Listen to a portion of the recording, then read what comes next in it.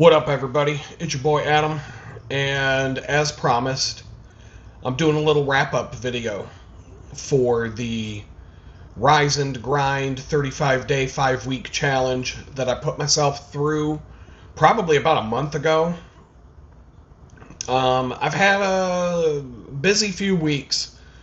There's a number of reasons why it took a minute to get my thoughts together and put a wrap-up video to wrap up this playlist with, and we'll just go from there. So, since the day I chose to put my head down, grind it out for a month, and try to accomplish as much as possible, without any specific goals or a to-do list in mind, I've been busy. Some of it is because that whole putting my head down for 5 weeks straight and just trying to jam out as much as I could got me into a better rhythm, and I've been able to accomplish a lot more in the last few weeks than I felt like I was getting done before. The 5-week, 35-day Rise and Grind challenge, it wrapped up on May 8th. But it was a celebration in so many ways on May 8th. It was very synchronistic and very uncanny.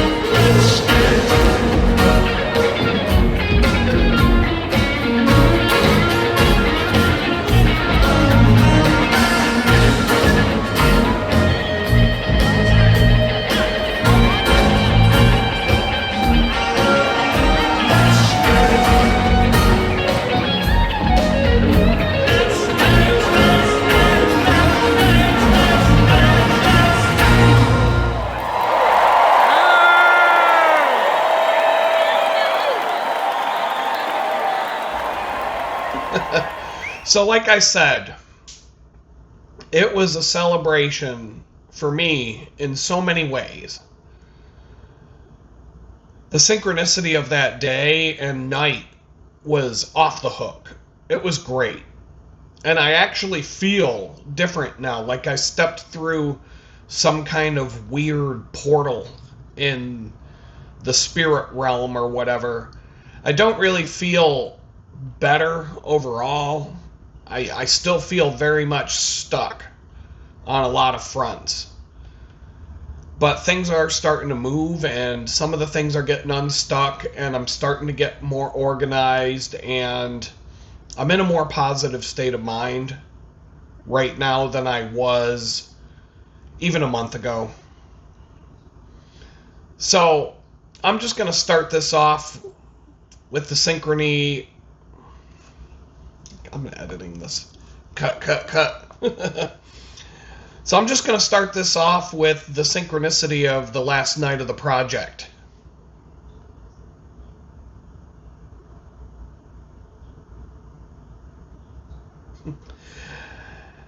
And like I said, it was a celebration in so many ways.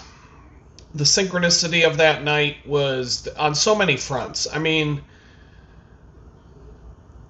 the concert, going to that Dave Matthews Band concert, I could not have timed it. I couldn't have planned that. When I decided to do that challenge, I didn't know that the last day of that was going to be the day of that concert, even though I had already said I wanted to go to this show. But I asked a few people, and nobody was really interested, and so I would have had to just go by myself, which I'm not opposed to doing. I do things like, I have absolutely no problem going to do things in public by myself. And sometimes that kind of motivates me to make new friends, meet people. Lots of cool adventures take place whenever I just go do things on my own. So I don't live in that. Maybe in my 20s, I would not go out and do things. I wouldn't go out to the bars. I wouldn't go out exploring or go out to do this or that or the other thing unless I had an entourage or at least a friend or two going with me. I didn't like to do things alone. And I don't really know when or how that changed, but at some point, I think it was after I spent some time in Alaska with my best friend, and when I came back from that trip, I had this bug to go out into nature and go camping all the time, and it was hard to find people who wanted to do that. So I just grabbed a bunch of gear together and started doing it on my own. Come one, come all, come none. I didn't care. I would say, I'm going camping such and such weekend. If anybody wants to come along, cool. If not, I'll go by myself. And I started to kind of discover that it can be fun to go out and do things on your own. And so, but at the last minute, the day before that concert, my best friend chimes in and he's like, hey, you want to go to that show tomorrow? And they still had tickets. They didn't sell out. Concerts aren't selling out anymore because nobody wants to pay the outrageous ticket prices. But at this venue, they had lawn tickets and they were okay price-wise. The people that were paying to go stand up by the stage paid like $2,000 a ticket to go see Dave Matthews Band play for 2.5 hours. Like I could find a lot better ways to spend $2,000. But under $100, it was like $70 for a ticket. My friend bought the tickets, told me to pay him back cash. So I was like, yeah, going out. That was the first time I went out and did something like fun night out. That's the first time I've had a fun night out just to go out and do something fun since August of 2022. And here it's May of 2026, almost 4 years. Well, granted, I was in prison for 20 of those months. And then I was homeless for 5 or 6 months. But even since I came to Houston, I haven't even so much as gone out to eat at a restaurant or something like that since I moved here. Anything fun might be like go to the gym, go for a walk, go for a bike ride. I really haven't even gone on a bike ride for fun. So that had like a lot of significance for me to go to that concert. And the fact that it lined right up with the last day of my challenge. And if I could make a Dave Matthews playlist of all my favorite songs, I don't think it was the best concert I've ever seen, but it was like one after the next after the next. All of my favorite songs they played. And I've been able to download a copy of the show over the last couple of weeks, so I listened to the show again a couple of times. And they really did play all the songs that I really wanted to hear them play. It was like they had my playlist for their set.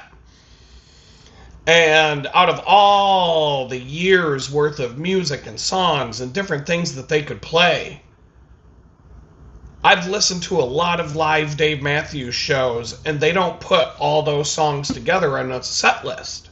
So I thought that was another piece of synchronicity to me, that I took it personally. But when I went to the show, I wore a Led Zeppelin t-shirt. I have a lot of these shirts. You know, the Led Zeppelin with the angel wings on the 1970 whatever concert tour. I have so many of those shirts. I have piles of them because I like Led Zeppelin. They're one of my favorite bands. Love that shirt. So I have multiple copies of this. When I find a shirt that I like, you'll see I wear these kind of shirts in almost every video I do. Dark blue, gray, black. Those are my colors. I can never wear. You'll never see me wear a prison colored shirt ever again. Ever. No yellows, no reds, no khakis. Yellow, red, khaki, orange for sure. No orange. Those are the 4 colors I had to wear in prison. No black and white stripes. And I know some prisons have blue jumpsuits and blue uniforms. But I wasn't at any of those. So I wore this black Led Zeppelin t-shirt. And when Dave Matthews closed out their set, the last song that they played was a Stairway to Heaven cover. Mixed in with usually they play Along the Watchtower, a Jimi Hendrix cover. They play that a lot. And at the end of Along the Watchtower, they jammed out with Stairway to Heaven for the last 5 minutes of the show. And that was how they wrapped it up, and I'm like, I'm wearing the shirt. So there was a lot of synchronicity, and it felt like I was supposed to be there. It really felt like something changed in the universe, and things are like I've had a couple of stressful weeks since, money-wise. The car broke down. Had to spend like $700 to get that car fixed for the second time in 6 months. And on top of that, I was sick for a whole week. I just mentioned that.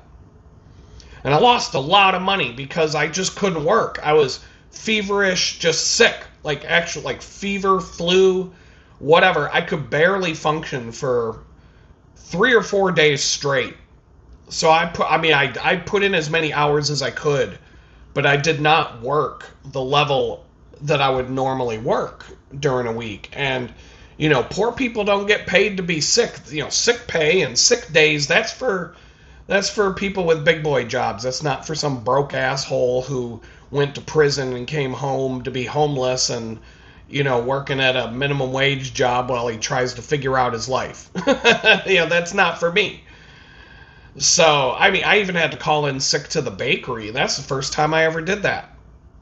But I was so sick on Monday that I couldn't even, hide it.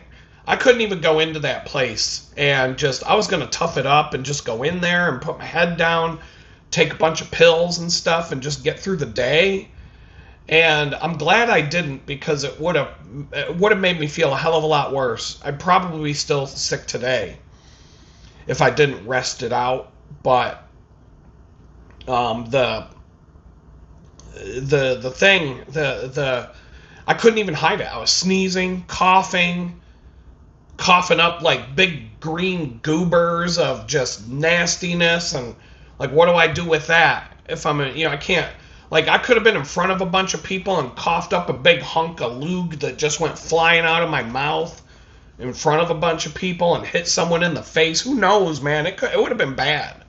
It would have been bad news. So stay home. Stay home. Nobody wants to be around that.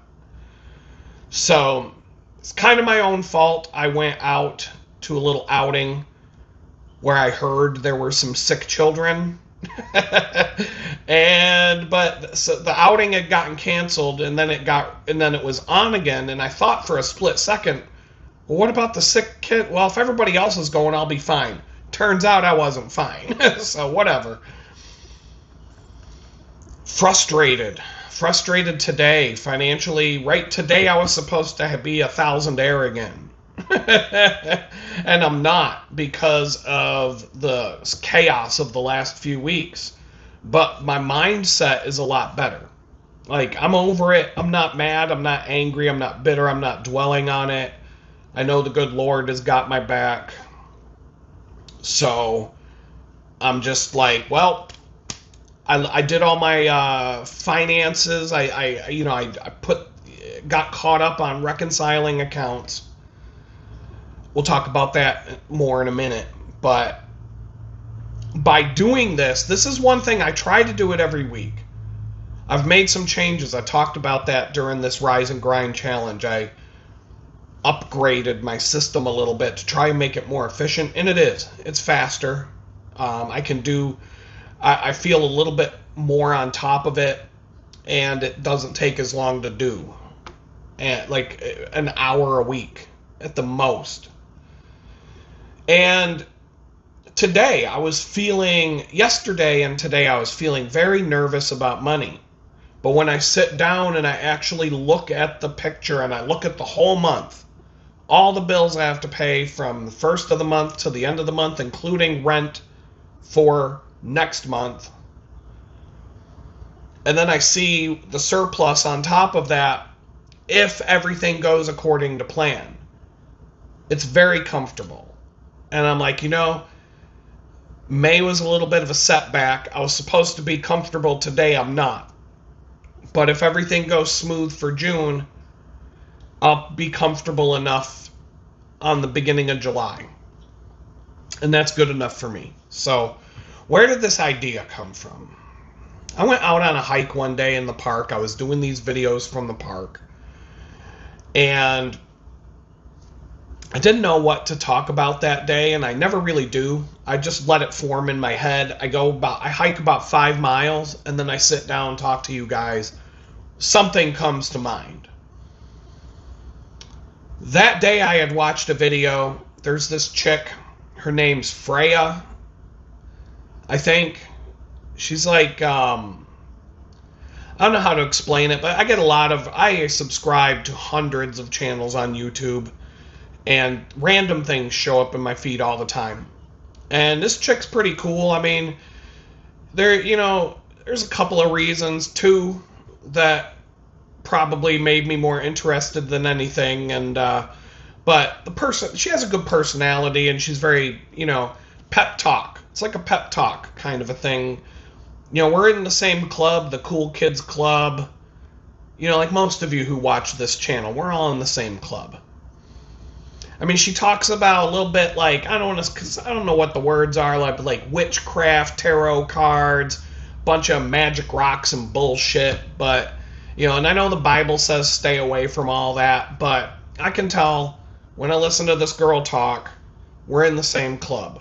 We talk about synchronicity, we talk about coincidences, spirit world. I mean, we have different ways of describing these things, but I'm friends with a lot of different people from a lot of different walks of life. I don't surround myself with the Ned Flanders crowd from church. I'm not even going to church. I can't find a church that I'm comfortable with right now. It's either I have not had a good church experience yet down here in Texas. And that's not there's a lot of churches down here, so And that's okay. Maybe I'll find one. We'll see what happens. God will help me out when it's time. I think I would like to do that, but I haven't found one. I haven't found one that I like yet. In Jamestown, it was different. Everywhere I went to 3 different churches in Jamestown, New York. All of them were great in their own way. Each one was unique, but I met a lot of really great people. I'm not getting the same vibe when I go to church down here. And it's a big city. There's a lot of church. There's probably 30 churches within a 5-minute drive of me, so keep that in mind. But anyway, this chick's video popped up randomly this one Friday on my feed. And I was going through something weird mentally, and it's like sometimes the algorithm, I don't know how they read your mind, but the algorithm, they listen to your microphone when you talk. If you have your phone in your pocket, that's why you see all the ads, and you see all the videos pop up from whatever you were talking about. There's 2 different websites that I've been to in the last week after I visited those websites one time each. Boom, boom, boom. Every ad on YouTube is for those 2 companies now. That'll happen for the next 2 weeks.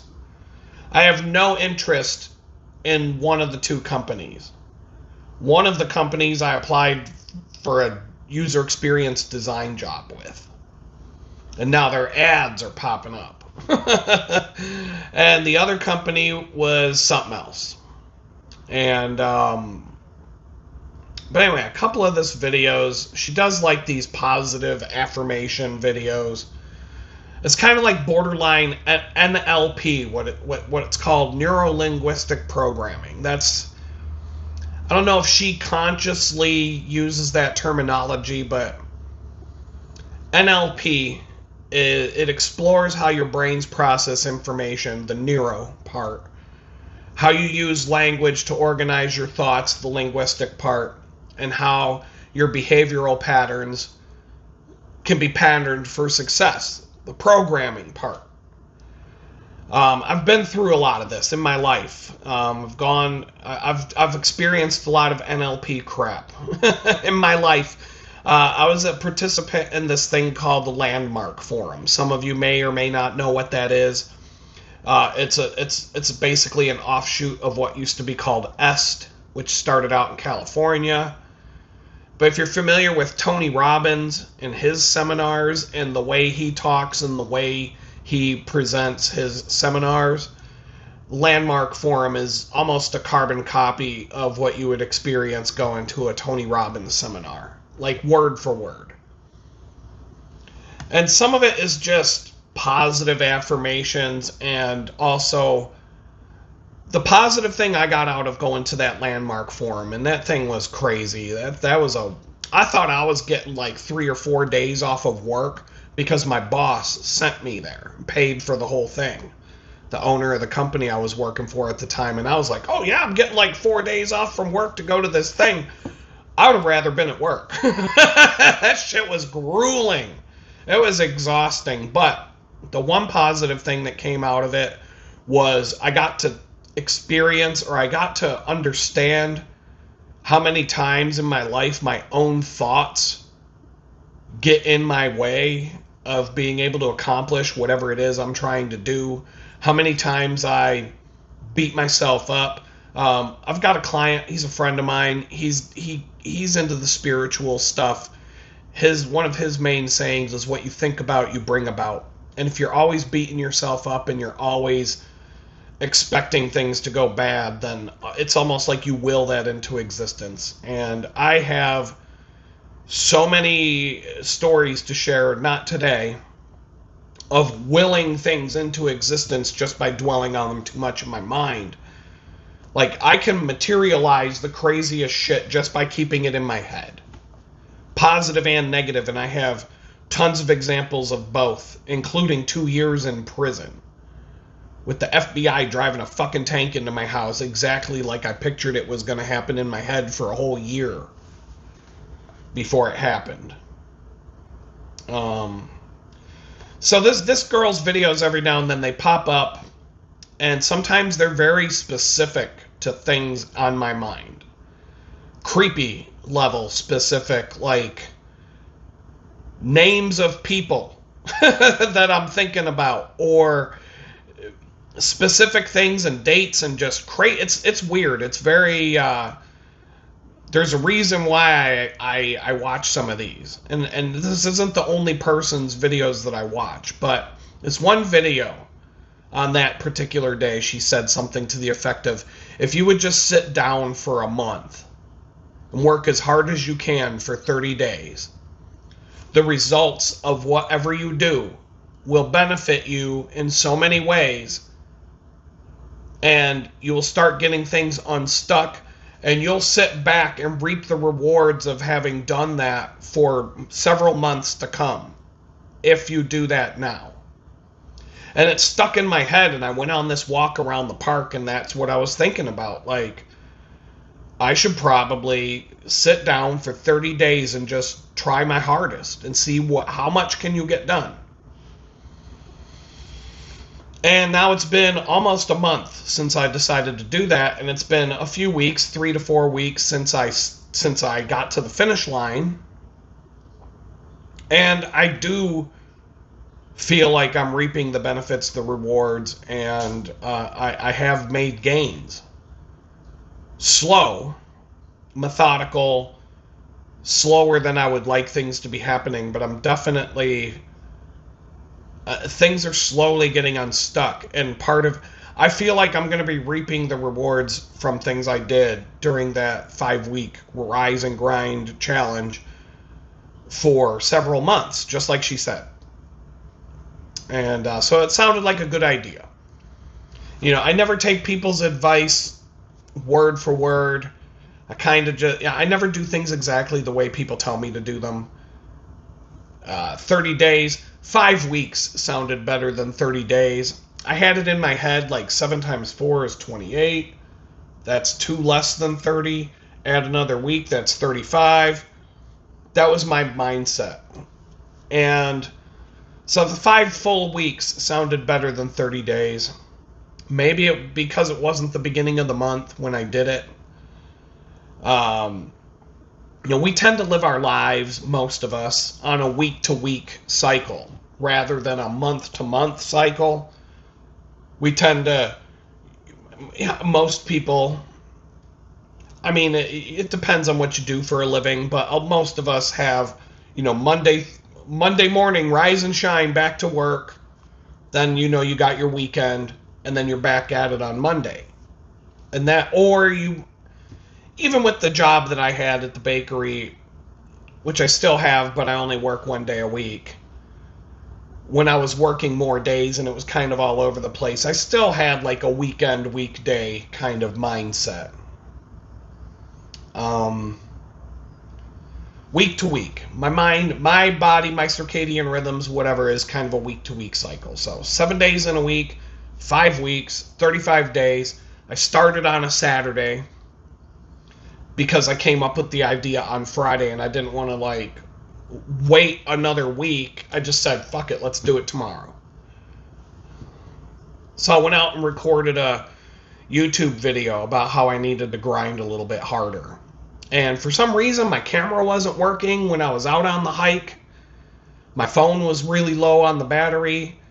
So I had to wait until I got home from that hike to start talking about it and get it. So I had more time than usual to kind of get it all in my mind and to say, all right, yeah, I'm doing this. I'm going to start tomorrow.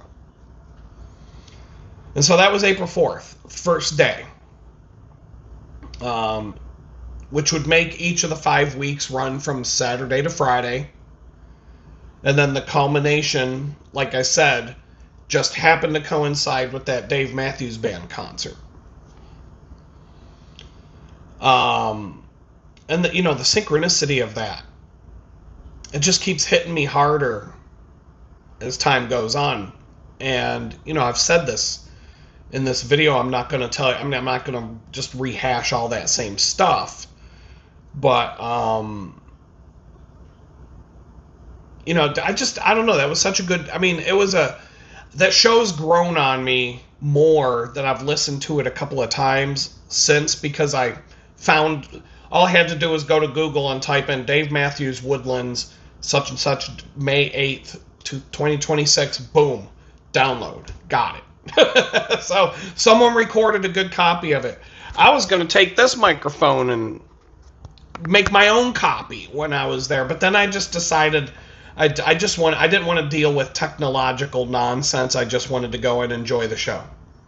Shot a couple of little video clips. That was it. I was there to have fun. I wasn't there to be an influencer or any of that bullshit. So it was what it was. It was fun. That's what it was.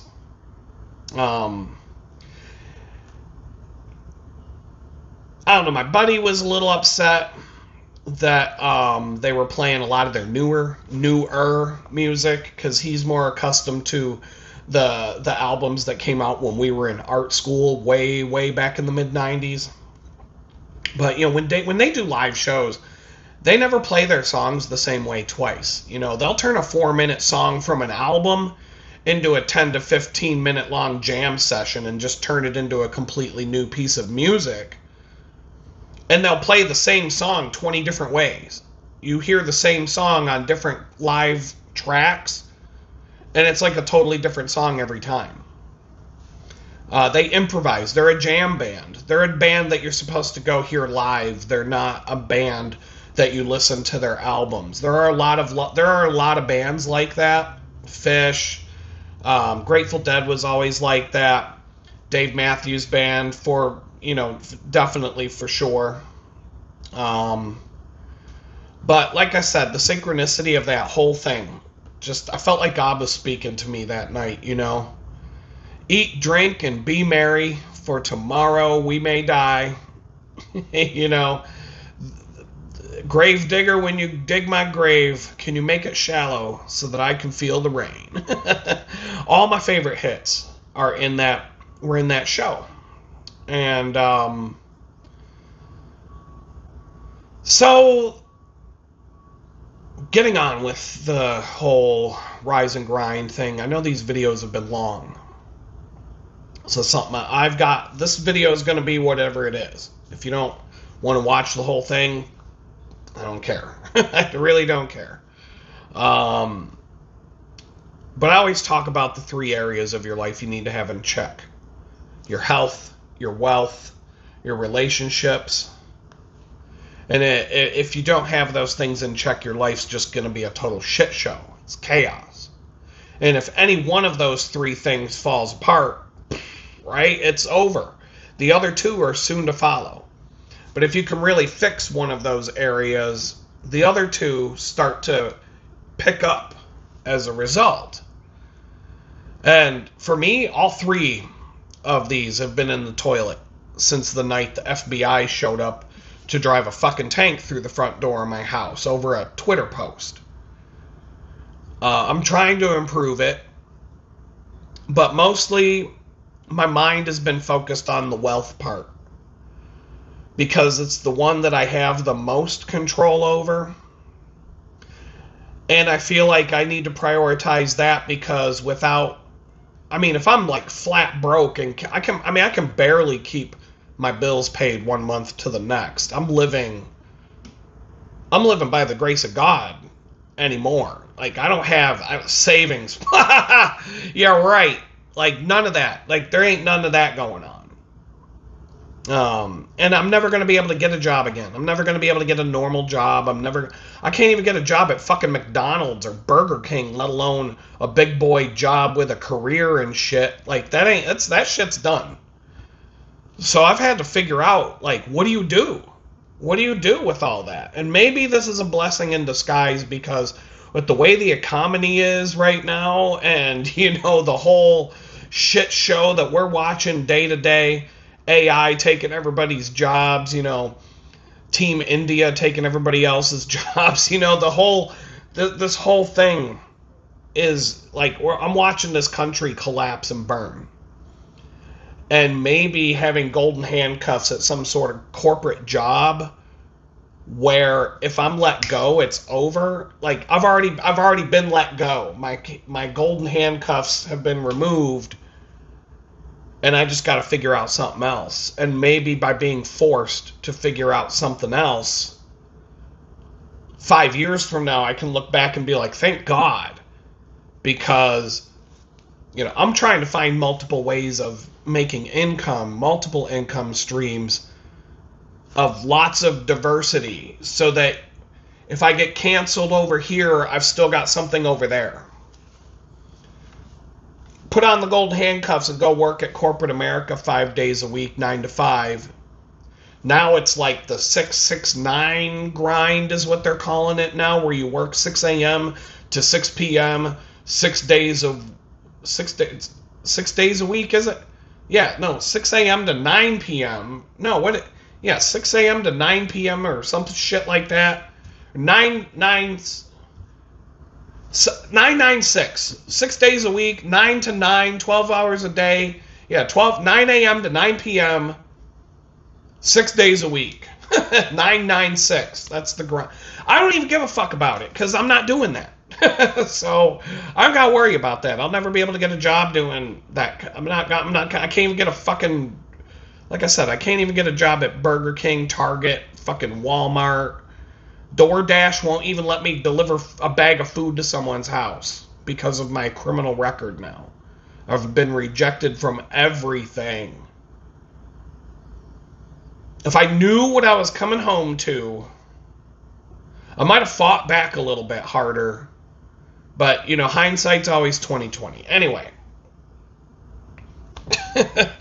I've been focused on the wealth part because it's the one that, if I can't fix that, I can't fix anything else. There's nothing I can do.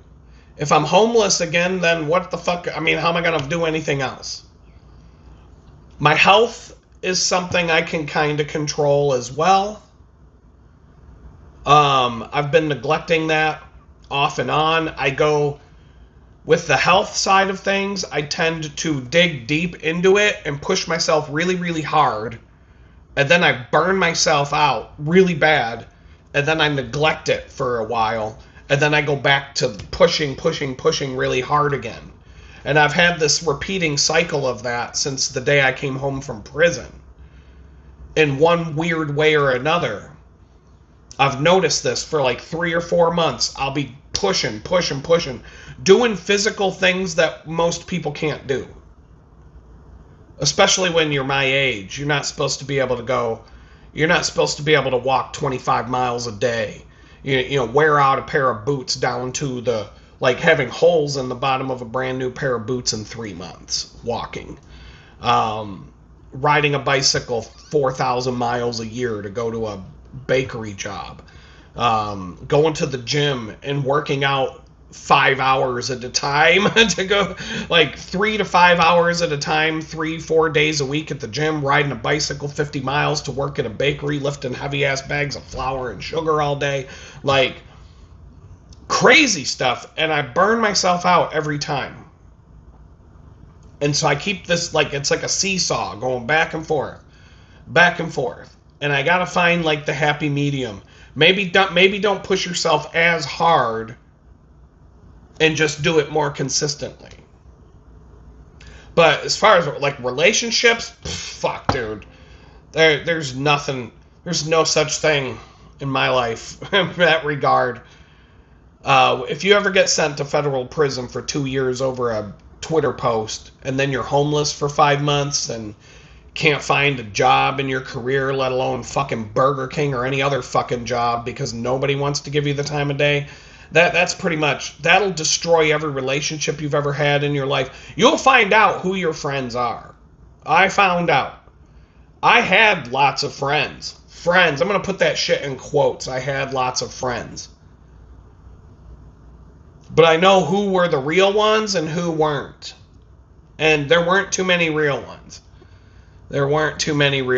You go through something like that.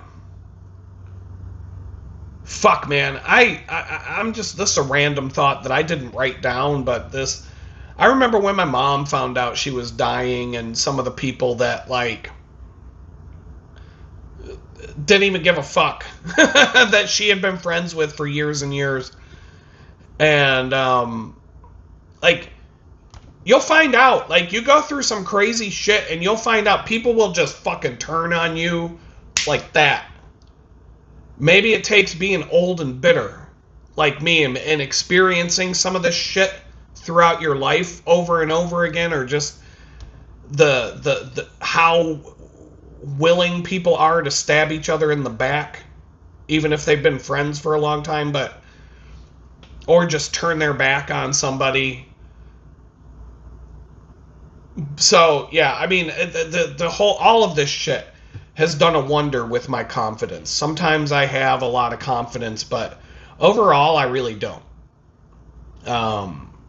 No, I mean, fuck. I've gone through periods of my life where my confidence might be riding a little bit low, but I can make do, and I can get back on the horse and go for another ride. And, you know, what, but this is like at another level. This is at another level. 2 years in prison, homeless for 5 months, can't even get a job at Burger King when you used to be a fucking, you know, you used to make bank and have a really solid career, and you were kind of a big deal at one point in your life, and now you can't even fucking work at McDonald's because you're such a washed up piece of shit turd. Like, yeah, that'll fuck with your confidence. That'll fuck with your confidence. When you had, fuck, dude,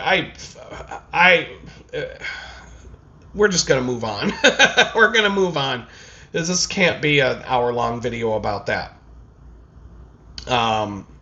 You know, sometimes if you watch this channel, you might disagree.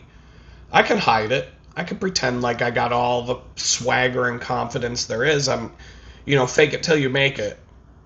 But part of this channel, part of me putting this out there, is, you know, laying it out there bare for everybody to see. That's why my real name is on the channel. I'm not one of these fucking internet douchebags that hide behind a mask and a fake name and a fucking avatar or whatever. There it is. Look it up. Like, I'm not high. I mean, fuck. I'm expecting that the SWAT team's gonna show up to my fucking house here one of these days because some douchebag troll is gonna call in the, you know, like they do that as pranks now to the internet celebrities or whatever, you know. They have like Tim Pool and Cat Turd and all these people have had SWAT teams sent to their house just because some internet troll decided to do that as a prank. So, I mean, I don't like really tell people where I live, but I'm smart enough to find out. I'm smart enough to figure it all out. If I were watching me and all the clues that I've given, I'd be able to find me. So, it is what it is. But part of this channel is just being honest. And, you know, whatever that means, I'm just laying it down. Like, you would not go through the shit I've been through, regardless of whether, oh, I would never make a mistake like that. Yeah, you'll find out one of these days. Every single one of you commits at least 5 felonies per day. That's how the laws of the United States are structured. We're going to get into some of these topics more deep over the next few months, but they can come and get you for anytime they want. They can come and take you in, and good luck fighting them. You'll find out if it ever happens to you. Hopefully it doesn't. Fuck, I've been told so many times by so many people that if they've been through what I went through and continue to go through, they would have killed themselves. And I'm too stubborn for that. I want to live to see the whole country burn to the ground. I want to see it. I don't want to put 2 to the back of my head, you know, and then have the coroner say, "Oh, he killed himself" or whatever, and then miss the big show. Like, what's going to happen at fight night? That when the UFC takes to the steel cage outside the White House. Like, what's going to go down that night? Every time Trump shows up, he's getting shot at like 4 or 5 times a year now. We're going to have this big steel cage fight in front of the fucking White House. Like, I'm not going to be watching it, but I'll see the highlight reel if something happens. It'll be on X 5 minutes after it goes down, and I'll be like, oh, look at that. But no, I got better shit to do than to watch that retarded ass shit show. But that's all I'm getting at. Like, I'm too stubborn. I'm not gonna kill myself. I've been to the bottom of the barrel. I've seen it. I've seen it. I've lived it. So if I had to go back there, fine. I'll just get myself a shopping cart, go find a nice bridge to live under down here in Houston where it's warm. Fuck, all I gotta make enough money each day for a bag of crack and some Mad Dog, and I'm good. So, none of you would go through the shit I've been through without having some sort of shit going on in your head. Now, as far as the 3 categories that I talked about, God has been talking to me about all of them. And so that's kind of why my focus is where it is, right or wrong. Because no matter what the fuck I do, people are going to have a problem with it. It's the way it is. If I focus here, somebody's going to say you should be there. And I can't do it all. And so when it comes to the relationships part, God's pretty much telling me to stay the fuck away. He's going to do it. Like, in fact, the more I try to fix it on my own, the more I'm going to fuck it all up. So he's telling me, let me do that part for you. I will heal your broken relationships. I will help you put things back together on my time. But just, let me do it. That's the sign I get constantly. When it comes to the wealth side, he's more or less telling me, you got to meet me halfway on that. Like, you take 10 steps in the right direction, and I'll meet you. I'll multiply your efforts by 10. You put in 10, I'll give you back 100. You take 10 steps in the way I want you to go, I'll pick you up and drive you the rest of the way. Like an Appalachian Trail hiker, right? You come out of the Appalachian Trail on a road in the middle of nowhere, Maine. The nearest town, you might have to resupply, right? The town is 10, 15 miles away. And you make a decision, well, if I keep hiking the trail, I'm going to go back into the wilderness. I'm going to starve because I don't got any food. So I have to go to this town to get some stuff and fill my backpack back up.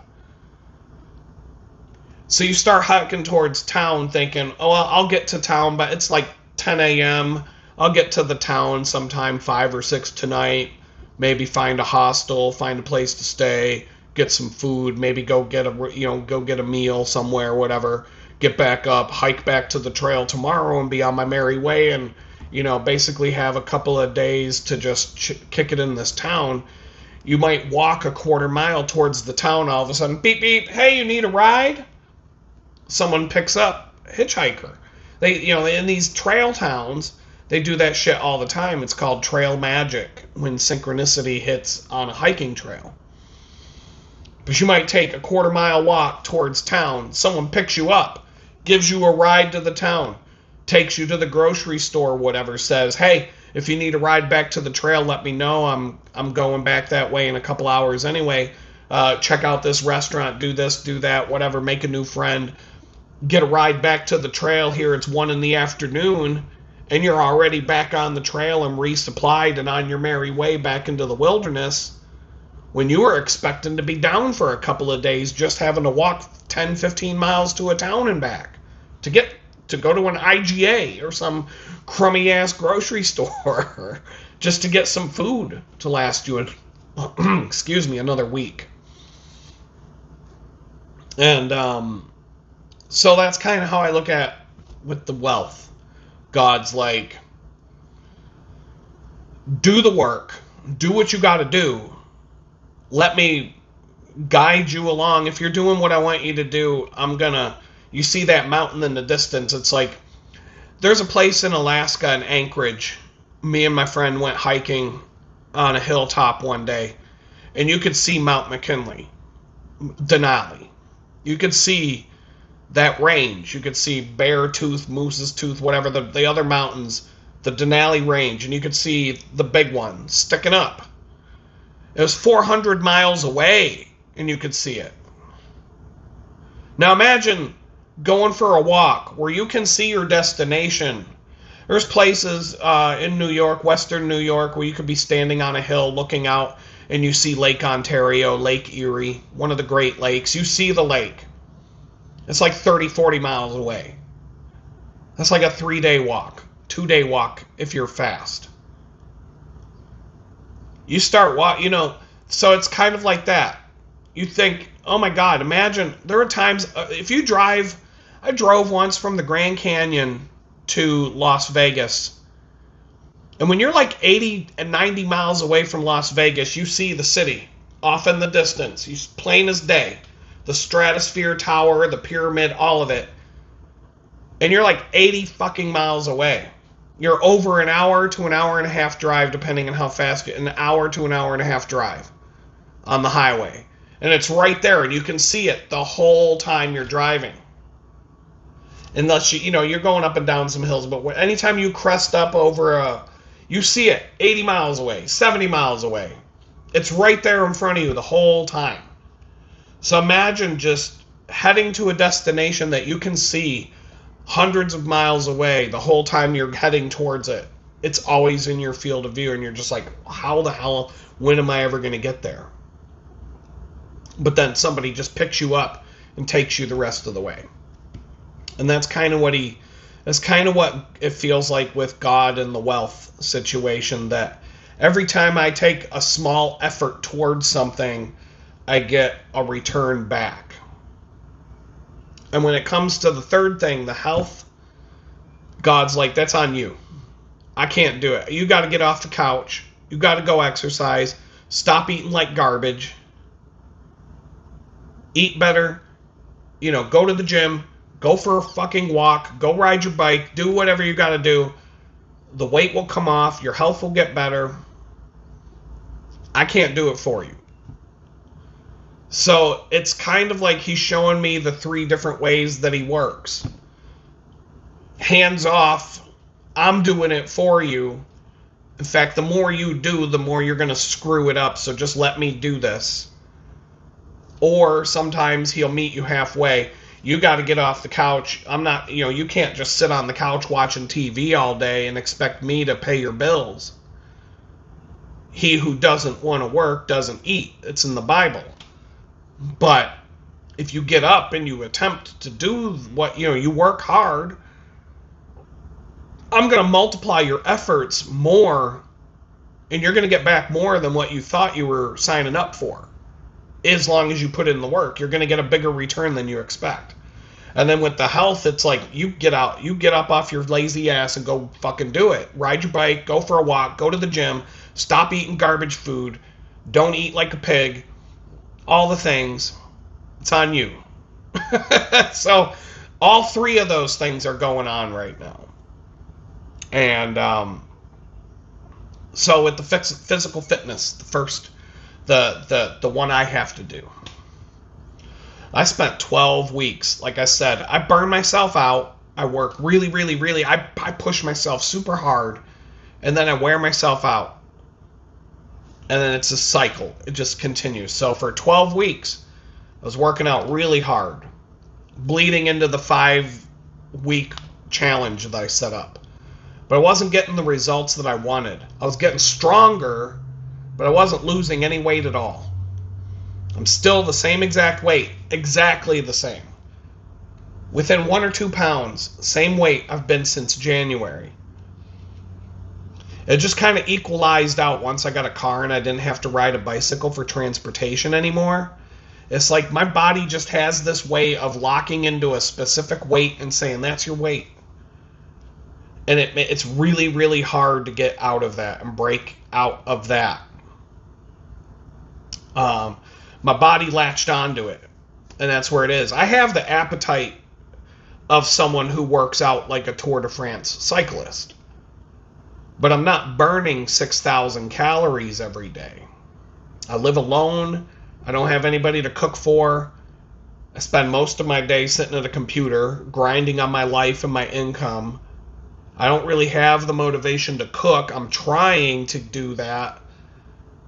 And if you get into that rhythm, it gets easier over time, but I'm just like grab and go, grab and go, grab and go. I don't want to cook. I don't like making a big mess to clean up. Healthy food is not my friend. I'm just saying all the things. Some are better than others. There are healthy things that I like. It's all relative. Something might not be that healthy, but it's healthier than going to fucking McDonald's. You know what I'm saying? Like, there's different levels to this. And exercise is good, but the time it takes is significant. During the 12 weeks of constantly going to the gym, I was losing so many hours of work to go to the gym that it was hurting my income. And my exhaustion of going to a gym and working 4 or 5 hours hard, it was killing my ability to get out of bed and to have energy the next day. And during this rise and grind challenge, I learned I wasn't being lazy. Jesus Christ. I don't even know what that was. That's the second time I've heard something like that today. Probably fireworks, or some people love their fireworks down here. It's Texas. People like to blow shit up. But it catches you off guard. I don't know if any of you heard that. I gotta totally took my thought. Anyway. I wasn't being lazy. The workouts were hurting my energy levels. I kept being told that it would equalize, and after 12 weeks it would start to feel better.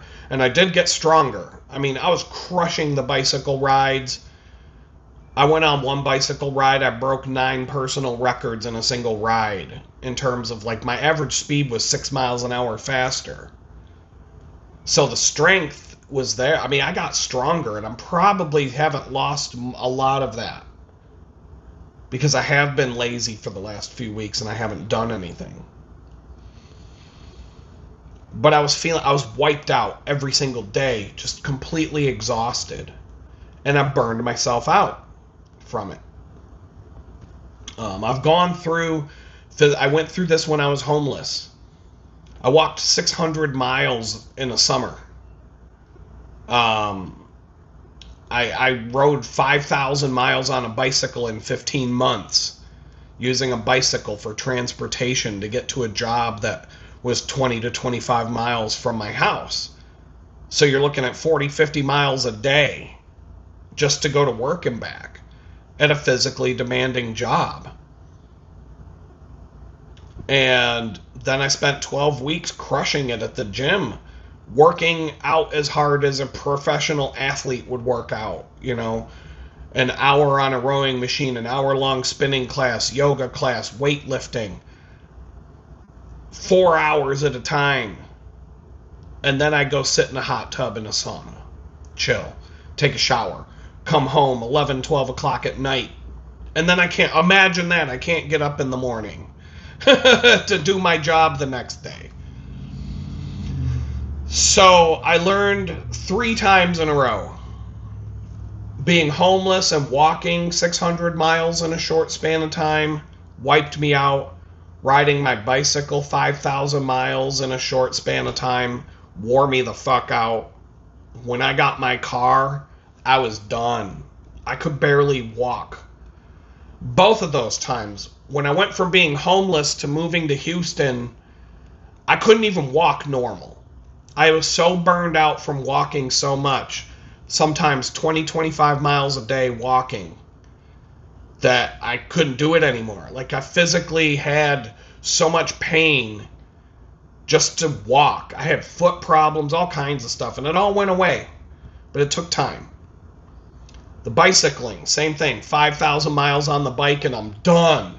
I was done. By the time I got my car, the bicycle ride 4 miles just to go get the car was like, I didn't think I had any more bicycle rides left in me. It was so bad.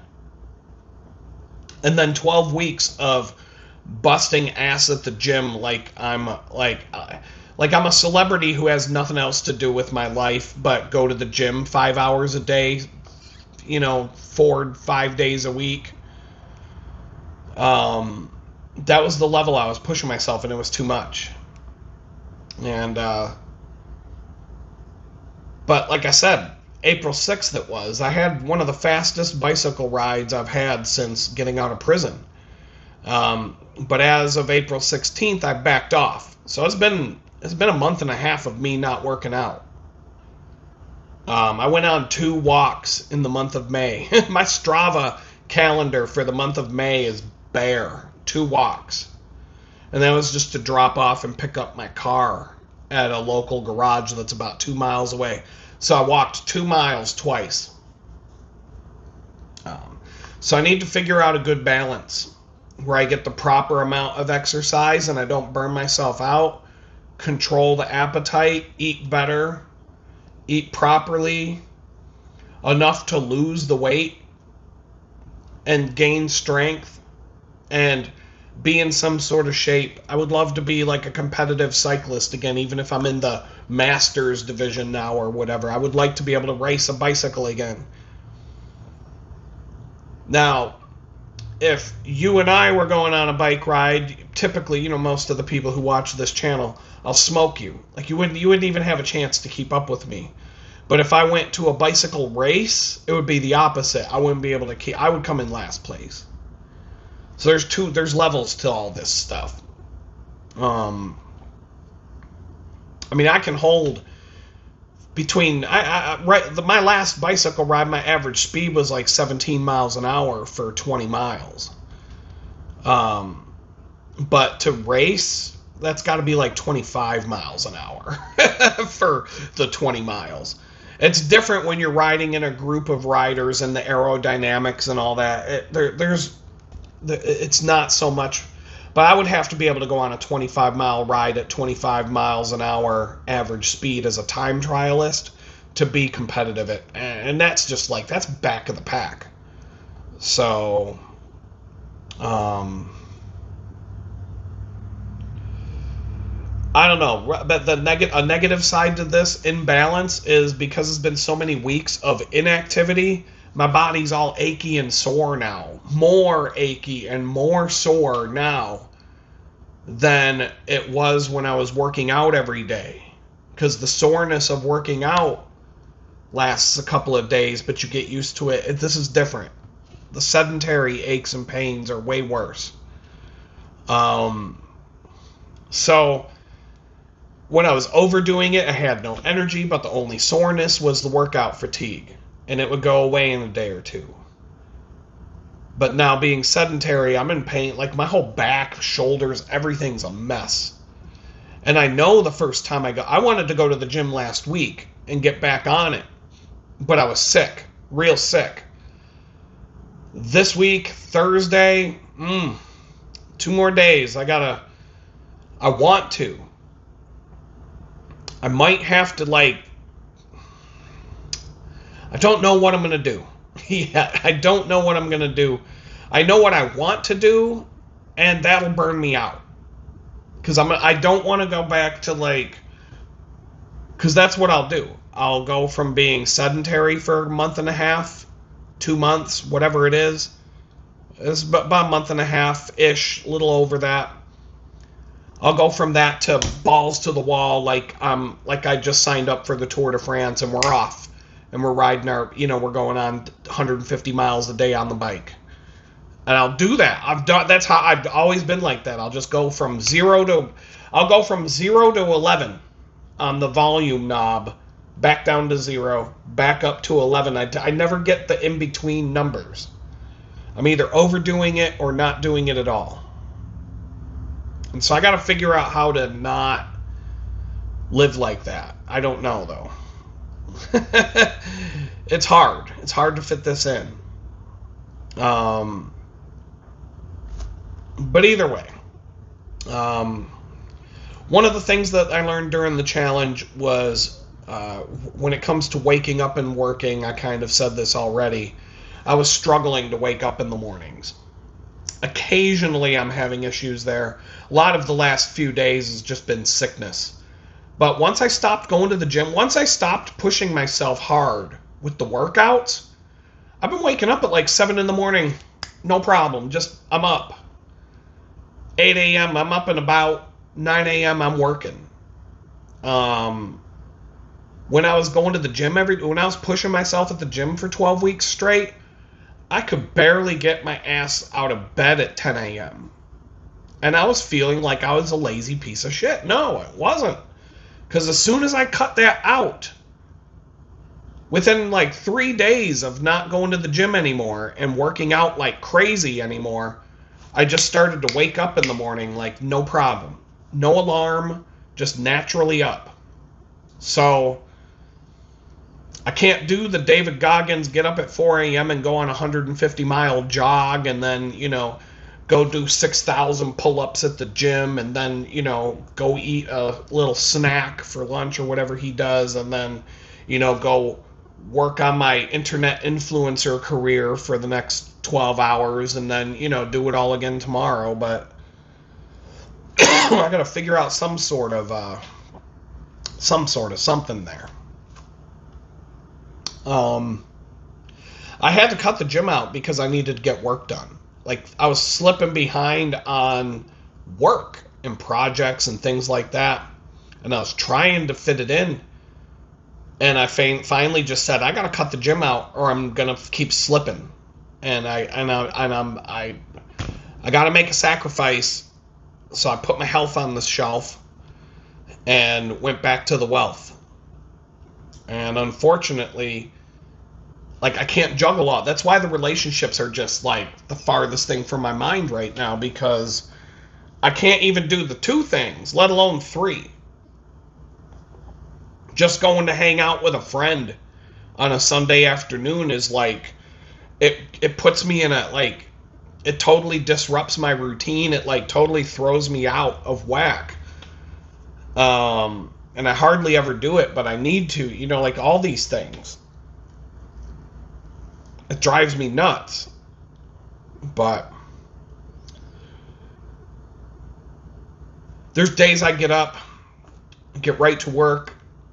I can quit at a reasonable time. I can accomplish a lot. Sometimes I work till 9, 10 o'clock at night. And then I make dinner, which that's another problem that I've been discovering, that, I eat late. I don't like eating in the morning. I don't like breakfast. I don't like to eat a lot during the day. It depends on what I'm doing. Usually I eat at night. But that's the worst time to eat a meal. So my natural rhythm is to not have a rhythm. That's how I've always been. One of the reasons why I lost 40 pounds in 4 months in prison is because in prison you're forced to live on a rigid structure, and it's fucking rigid.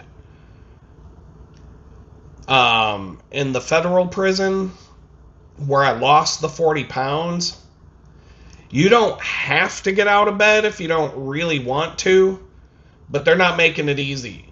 The lights come on. You don't get to control the lights. They're on. Lots of noise.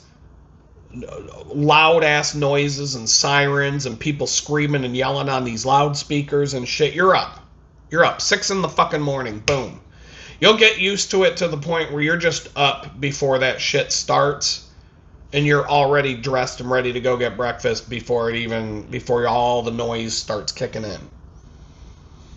And then, they were starving us, partly as punishment. So we were hardly getting 1,500 calories a day at that place. And so I had no other choice but to starve because there was no food. And there was nothing else to do but work out all the time and work out my mind, reading, going to Bible study, reading the Bible. I read the Bible probably twice. And once cover to cover. The second time, mix and match. But I guarantee you I've read that thing twice while I was in there. But it was that rigid structure that caused me, it was forced on me, and that's how I lost 40 pounds like it was nothing. And now I'm having a hard time with it because now I can I can't do everything I want, but I can do things generally when I want. So that's hard. That's something that I still have to work on.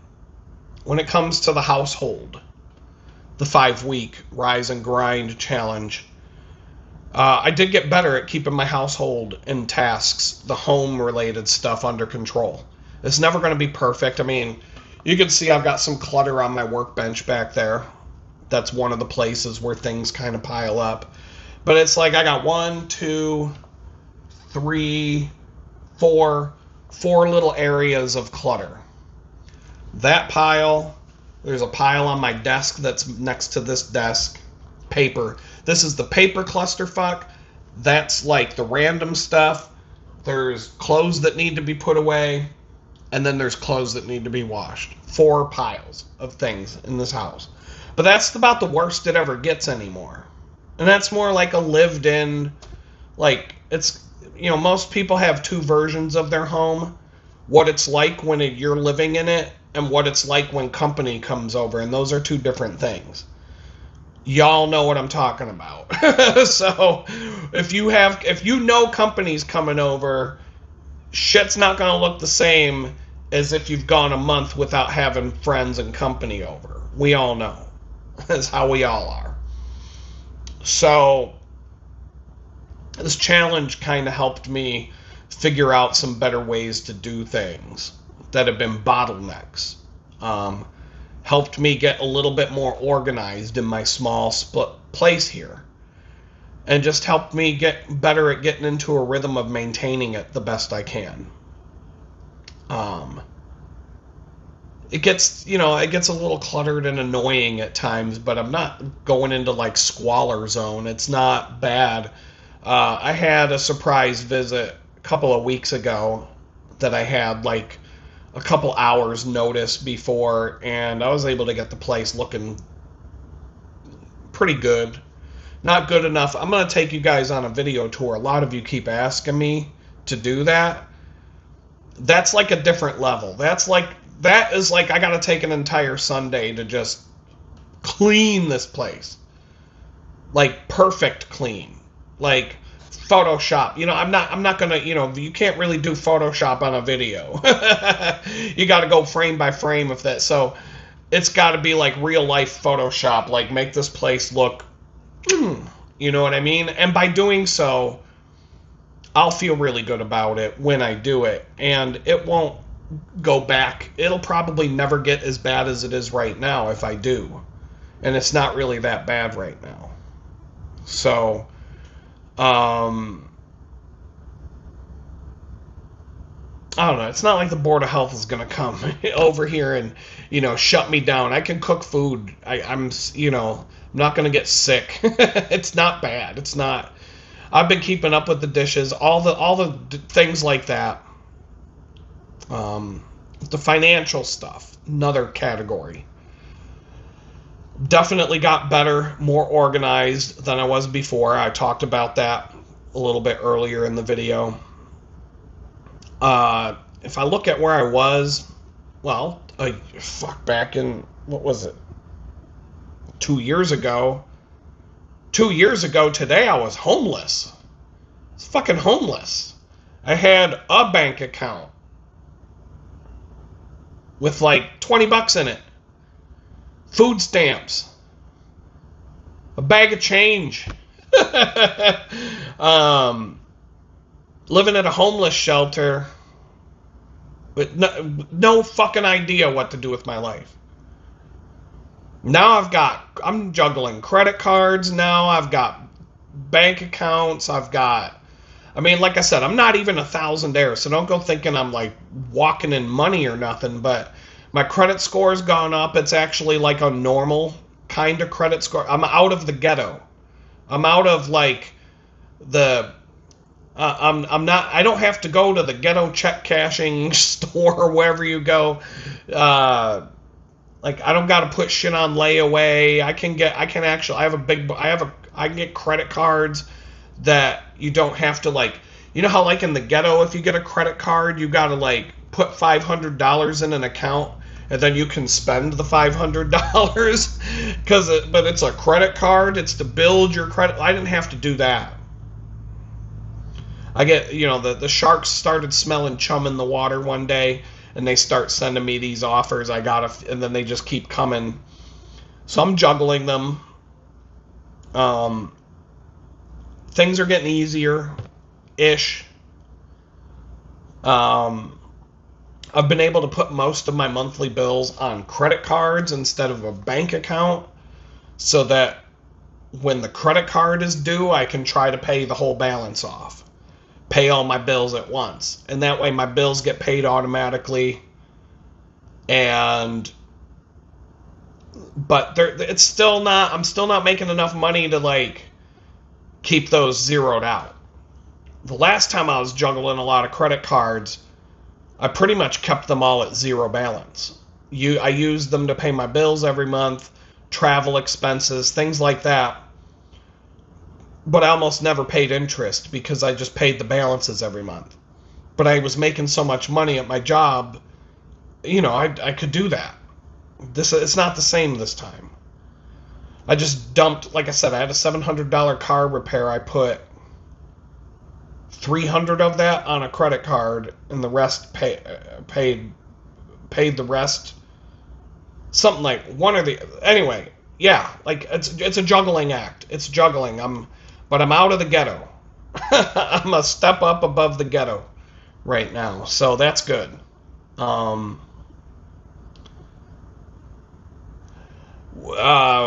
made up my mind that two major things I want to do.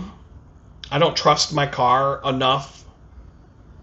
I want to get a better car, but I'm not prepared for that right now, and I want to move into a better place. And I've talked about this more than once. Before I do either one, I want my utilization on my credit cards to be zero. I want them all paid off and a certain amount of money in the bank before I go seriously looking for a new place or seriously doing those things. Because that'll give me the cushion to do it a little bit more comfortably and to be able to handle whatever random emergencies and stuff like that pop up. Because, when you move, random things, random expenses you weren't expecting come up. Same thing, if I go to buy a car for the next month, who knows what's going to happen. And I'm taking on a new monthly bill if I'm going to be having a car payment. And so, I'm not ready for all that stuff yet. I'm looking for both. I'm casually looking to educate myself and know what it's going to cost me. But I'm trying to get my act together enough so that I would have enough available credit on credit cards if my balances were zero. I don't have an insurmountable amount of debt right now, but if I had to live off of nothing but credit cards for a month, if they were zero balance, I could pay all my bills and get groceries and everything else. If, some crazy shit happened. And it would just I don't want to move with, my cards maxed out. I'd rather do it the opposite way. So I had to get a little more organized than I was already, and I did. Talked about that in some other videos. Decided to use the online version of Quicken as a step up from what I was doing before, and some other tools, and it's working out. I'm using more spreadsheets. I'm getting out of a tool called Notion completely and just offloading all the things I do in that app to other apps. As far as the hustle, what am I doing to make money? I've gotten better at grinding away on my freelance work while managing other things going on, but I have a long, long way to go there. Everything's hectic and chaotic now. But I also, every time I log, I don't go to LinkedIn very often, but when I do, all I see are, oh, 3 more people lost their fucking job, or AI took somebody else's job, and just all this bullshit and this train wreck of economy we're experiencing right now. And I'm convinced that I'm doing the right thing, even if it's slower than I want it to be, and it's not the traditional path. And there's people out there who would disagree with me and give me shit about it all day. I don't care. Just get a job and be done with it. There's people that are going to comment on the video, why don't you just get more hours at the bakery? I've made my choices. I'm playing the long game. I'm not going to bust my ass to survive 1 week to the next, and 20 years from now be busting my ass to survive 1 week to the next. I fucking won't live like that. So I'm busting my ass in other ways where I'm maybe not making the money I should, and I'm doing a lot of things I don't get paid for. With a roll of the dice, if you will, that someday it will pay off. And it's going slow. But that sometimes it's a slow, hard game. You just got to keep making steps forward.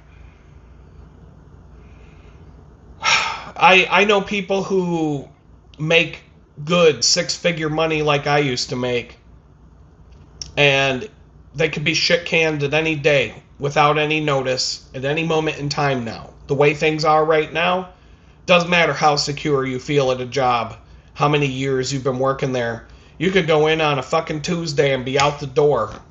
Leave your key card with the security desk, and don't open up your laptop again. You've already been locked out of it since you got to the HR meeting. It's over. You're going home. It's done.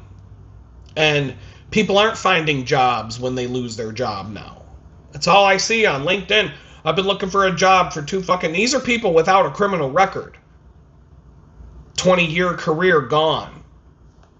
Because I don't. This video is already long, so I'm going to cover that topic here in a bit.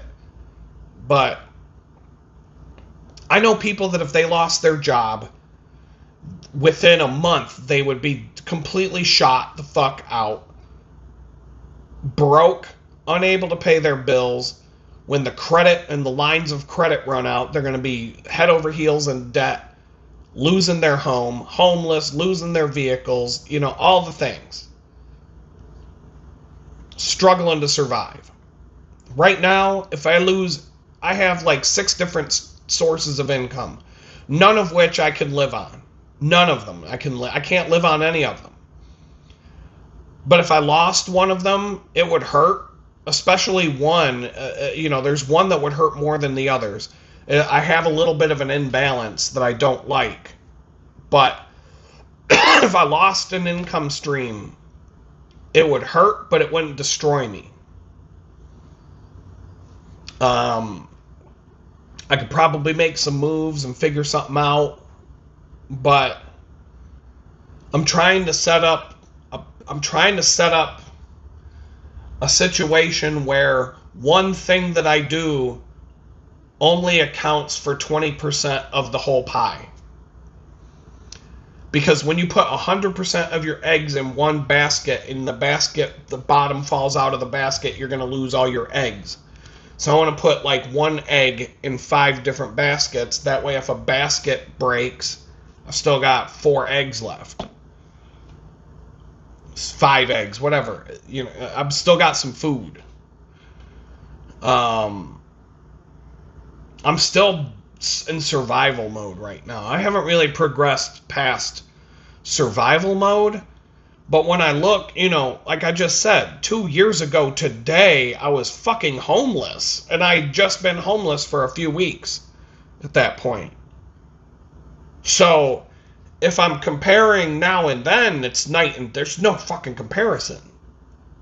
But if I'm comparing today to a couple of days before the FBI drove a tank into my house, fuck, that's night and day too. the gap between being homeless and where I am today is a lot narrower than the gap from where I am today to where I was. That's a much bigger gap. And that's a hard gap to fix. So, like I said, though, I mean, I could go back to making 150 grand a year. I just applied to a job that would pay 160, wearing some golden handcuffs, working 5 days a week remotely, waiting to get fired because they got an AI bot to do my fucking job. You know, like, but like I said, I'm playing the long game. If I was working at a corporate job like that 5 days a week, 8-10 hours a day, I wouldn't have any time to develop anything on the side. I would become dependent on that income in that company, and I would end up being lazier as a result because my needs would be getting met financially in exchange for, giving up Monday through Friday, and then I get the weekend to go out and, go do whatever, corporate people do on the weekend, and then, but basically, but if the bottom fell out of that, I'd only be one check away from homelessness. So, right now, I feel like God is teaching me to be more resilient and to depend on Him more and more, and to try and build something that's harder to build, but will sustain me through the times that are coming. I mean, like Gen X and beyond, we don't get to fucking retire. Like, that's something our fucking boomer ass grandparents did after they bought their fucking house for, $4,000 and a case of Miller Lite. And, and then they're telling the grandkids, oh, you can't afford anything because you bought Starbucks last week. Bitch, the fucking house that you paid $4,000 for would cost your grandkids $500,000 now, and they only make $10,000 more per year than you did at your prime. So shut the fuck up. You fucking boomers, just shut the fuck up. But it's only going to get worse. It's only going to get worse, and Gen X don't get to retire. We don't get to fucking retire. A handful of us do. Most of us don't. That was for the boomers, pensions, people who got pensions. Now you have to fund your own fucking retirement with money you don't even have.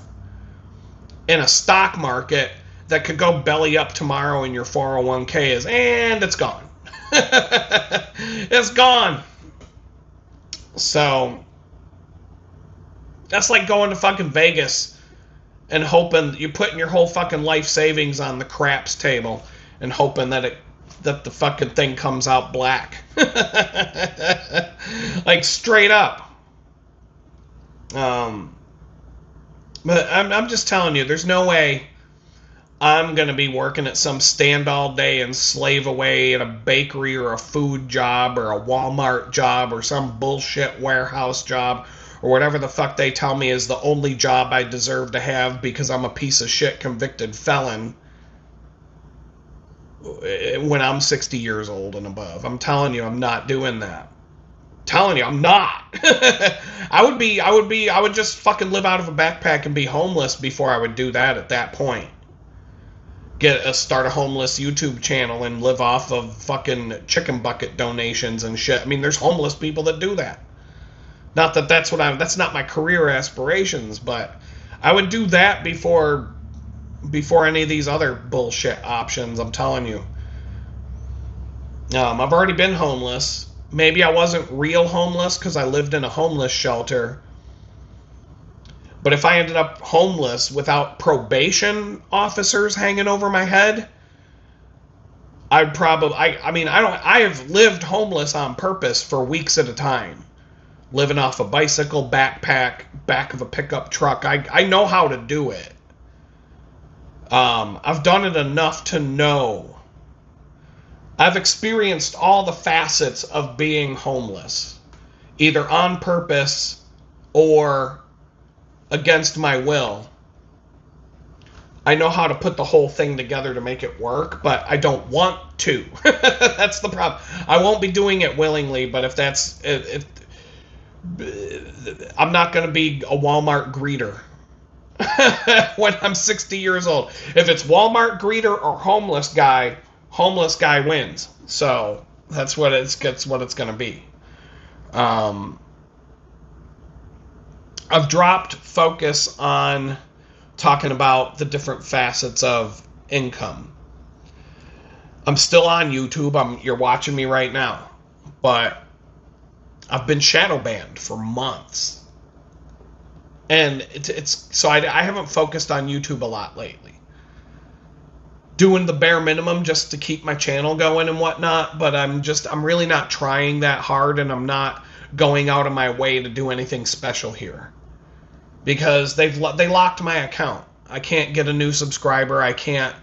Doesn't matter. They've suspended my impressions to where I don't get YouTube. If I put up a video, they don't show it to anybody. And if they don't show it to anybody, then nobody will know to click on it. And that's how they control the whole thing. People who get lots of the millions of people, the millions of viewers, those are chosen by YouTube. Like, okay, we're going to take that person's video and show it to everybody, because for every 100 people that see your video, you might get 4 people to click on it. And that's a fairly high number. 4%, 5% click-through rate is pretty high. That's normal. When you send out an email campaign, I used to do email marketing for different companies. A 1 to 2% response rate is considered good. That means for every 100 people that get your email, your marketing email, if 1 or 2 people click on it out of 100, that's good numbers. You're going for volume. You're trying to send that email out to 100,000 people so that 2,000 people click on it. Same thing with YouTube thumbnails, impressions for videos. If they show it to 100 people, 3 or 4 people are going to watch your video, and if they don't show it to any more people, nobody's going to know it's there. And so they pick and choose who they want to promote and who they don't. And that's why all these social media channels have been filled with, if I want to do retarded ass dumb shit all day, if I want to play fucking video games, like they pick and choose what they want you to watch. Just like Netflix. When you log into Netflix, do you get to browse and see all the stuff that Netflix has to offer? No. You log into Netflix, there's like 6 rows of fucking videos, 20 fucking things. That's it. They have 30,000 things in their fucking catalog to pick from. But they're only going to show you like 20 things. And they're going to make it really, really difficult for you to browse their entire collection. YouTube, they all do the same thing now. Social media fucking sucks. And there's nothing I can do about it. There are things I'm going to try, but I'm not going to bust my ass and bend over backwards and, put my heart and soul into something that's, I don't want to say it's a lost cause, but the more I get out of it, the more I'll put into it. But I'm not going to stop either. So, take it for what it's worth. I think that's common sense. I'm switching to I've put more focus into building an audience on X right now. I'm closing in on 900 followers on X. I went from 500 to 900 in a span of less than a month. Within a couple of weeks, I'll have more followers on X than YouTube. I'm not even putting any effort into that, and I'm getting returns. So the algorithm there is easier to deal with than the algorithm here. And I'm going to try to convert some of that traffic to traffic here. And so I'm just going about things in a different way right now. What do they say? The definition of insanity is when you do the same thing over and over again and you expect a different result. So I'm just taking that to heart and changing things around a little bit. That's all. And so I'm going to do some more YouTube shorts. I'm doing some for a client right now, and they're actually doing pretty well. for a client that has less than 100 subscribers on his YouTube channel, he's getting hundreds of views on all of his shorts. And I think I see the light. I'm just going to play around. Play around in the sandbox is the best way to put it, and see what happens as a result, versus doing the same thing day after day after day, because it's not doing anything. So, and I'm not on this platform to make money or be a grifter or anything like that. I'm just documenting the shit that's going on. But it is a job. It is work. It's not... I'm recording a video right now. Do you know that there's like 8 more fucking steps involved between me sitting here talking to you guys? Plus there were steps involved before I could even turn on the camera. And by the time it's all said and done, if this video is 2 hours long, I probably put 8 hours into getting it up there for you guys to see. And that's just me sitting in front of a camera talking. That's no special effects or heavy editing or anything like that. So, but I'm getting into a rhythm of a little bit different video workflow because of work that I'm doing for a client. I'm getting paid for that, and that's going to pay off in my side of the fence with my video work for my own purposes, and just helping me get into that rhythm, the flow, the Zen part, getting into that Zen mode where I can do it efficiently and fast. And so... one of the things I'm going to change, this is a long video. I knew this video was going to go long because I wrote a bunch of things down to say. I'm glancing at them as I talk. I'm not reading word for word, but one of the things that I'm going to start doing is I'm going to sit down like I'm doing right now, and I'm going to record 2-3 hours worth of stuff. But I'm just going to break up my thoughts to where I can kind of cap it and cap it again and change the subject and cap it again. And then I'm just going to break it off into multiple videos.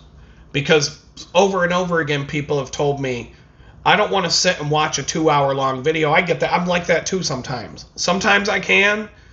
Joe Rogan does a 3-hour podcast every day, and people listen to that shit every day. I don't, but people do.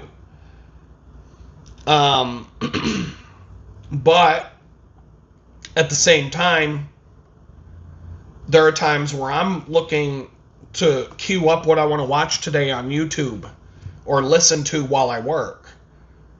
And I'll be like, oh, that's 2 hours long. I can't deal with that. So I do it too.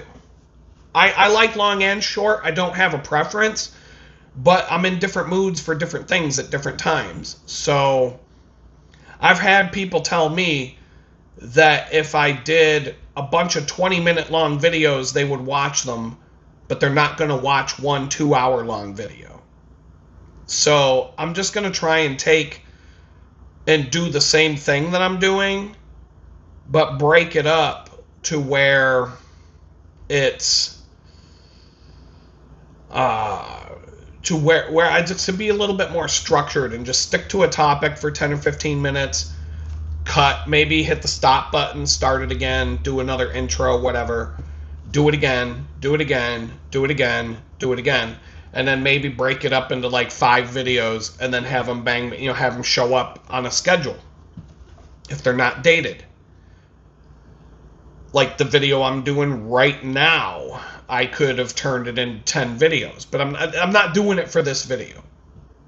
But moving forward, I'm going to start doing that. I'll do the long live streams. Last week's live stream was like 4 hours. But there was people were involved, people were in the chat. We were going this way and that and having things to talk about, and people were steering the ship a little bit, and that's awesome. I like that. So I'll still keep doing the long live stream every week, but if I'm gonna sit down to record a video that's off the cuff or outside of live, I have a little bit more space to edit now. Amazon Prime Day, or whatever they call it, is June 23rd, I believe. And so I'm going to make sure that I got a pile of money just sitting there, because the last time they had a deal, day, which was like Black Friday or whatever, the hard drives that were $350 to $400 14 to 16 terabyte hard drives were $160, and I missed it by a day. I didn't have the money to do it until the next day, and they were sold out. And ever since, I have not seen a deal on a hard drive since. And I desperately need hard drive space right now. And because of the data centers and all this fucking bullshit, the price of hard drives has gone up over almost 100%. All the drives that were $300 are now $450 for the same fucking drive just 6 months later.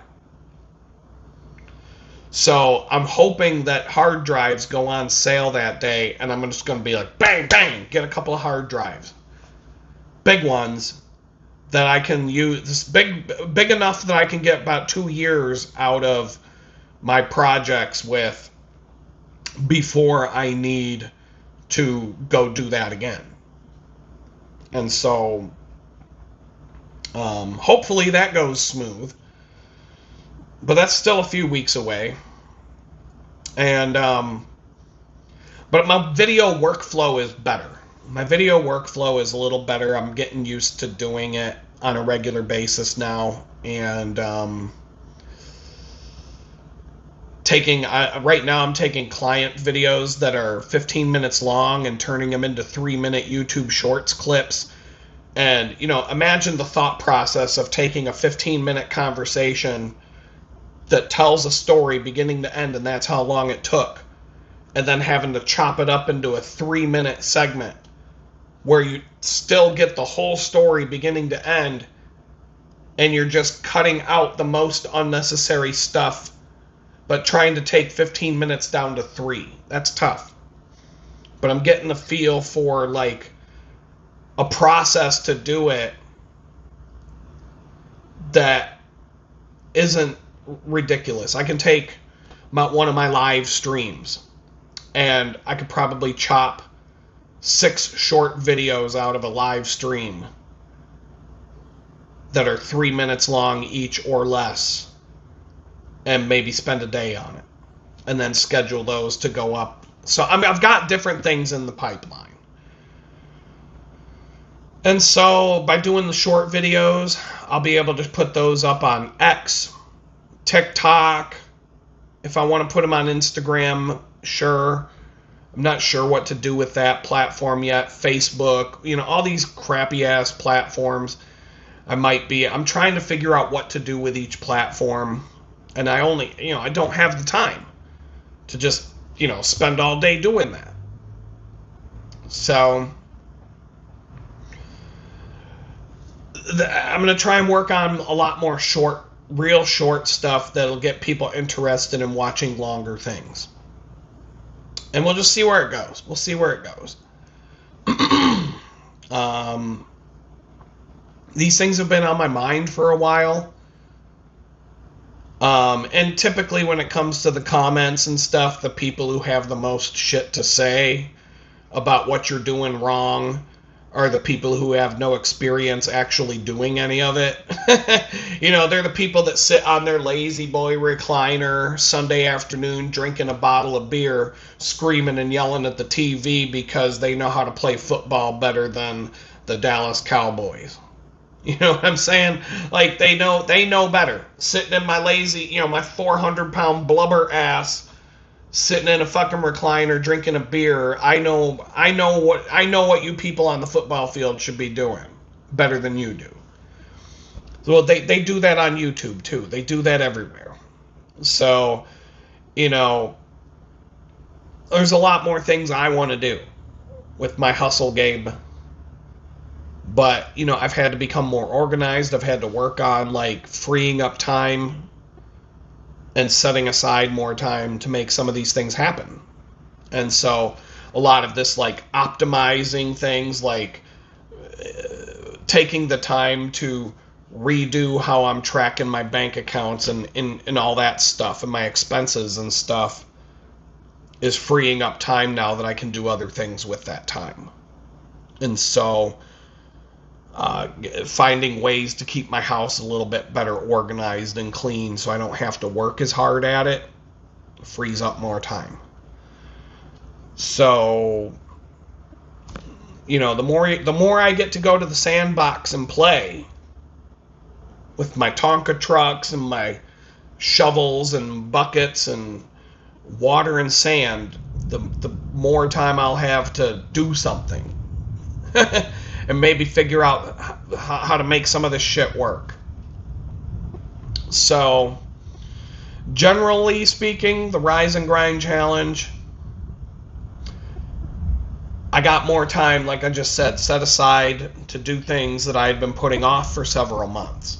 Things that needed to be done, things that were difficult, things that I knew I needed to change, but I was in the middle of things and I didn't have the time to risk something going wrong by making a change. I had to get rid of some tools and some platforms that weren't working for me anymore and start shifting into new and different tools. And towards the end of that 5-week challenge, I started doing that more. Just forcing time to be set aside at the expense of getting other things done, because I knew that doing these things would help me more in the long run than just having another excuse not to do these things. There is some stubbornness when it comes to updating software and tools that I use for my work, because when things work, when they currently work, whenever you update software to the newest, greatest version, shit tends to break. Like my stepdad, he was a software engineer, and when I was young, I would always want the newest version of Photoshop, the newest operating, so I always wanted the newest, best, newest thing. And my dad always used to say, nah, you'll break that habit. The older you get, the more you'll break that habit. Now I will keep using Photoshop for 2 fucking years, even though there's a new version out, because I know as soon as I open up the new version, shit's gonna fall apart and break, and it does. I just switched to the new version of Premiere, the video editing suite from Adobe. Had all kinds of problems with it. Crazy problems with it. To the point where I'm smacking myself in the head, why did you interrupt your workflow to get the newest software going, and now you've had all these problems that you didn't have before? But there are benefits to it. There are some things that are better, and if I can just get past these bugs and whatnot, sometimes you just have to update the software because you've let it go so long that you're going to be left in the dirt.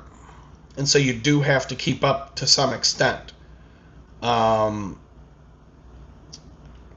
the newest version of Photoshop and Premiere, I had to completely trash my preferences and reset the software and start from scratch with all the custom settings and all the random stuff. And that takes weeks to get that back, because you don't remember all your even you can save your preferences, but I couldn't just load my old preferences back in because the whole app was corrupted. And so I had to literally start from zero and just try to remember all the settings. And it does. Every now and then I'm using Photoshop and I'm like, why the fuck isn't this thing working? Oh, it's because you've got dummy mode turned on this tool. Because you have to go into your preferences and customize it the way you had it before. And new software is always worse than the old software. Almost every time. Until they iron out the bugs with the new stuff. So anyway, I had more bandwidth. And I set aside time to deal with that crap, so that I could get up to date on some tools that I was using old versions of. When I was homeless and under the gun, I wouldn't update my MacBook operating software at all. I would not run a system update whatsoever. Everything worked. I'm homeless. I'm working out of a fucking library every day. I'm in a homeless shelter. I don't got time to deal with a bricked MacBook because I tried to update the system software and my MacBook turned into a brick and now it won't restart. So I just let it go for a long time. So I got caught up on some of those things that I hadn't done since the day I was homeless. So there's a lot of these things, and I could talk about those for an hour. But 3 to 4 weeks after taking the time to do that, it's net positive.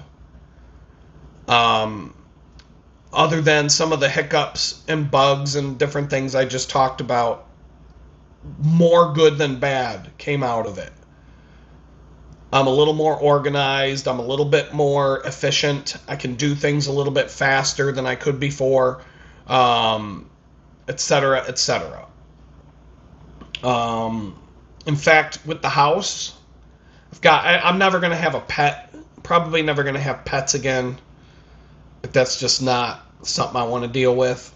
I don't even want to fucking fish in an aquarium. That's too much work.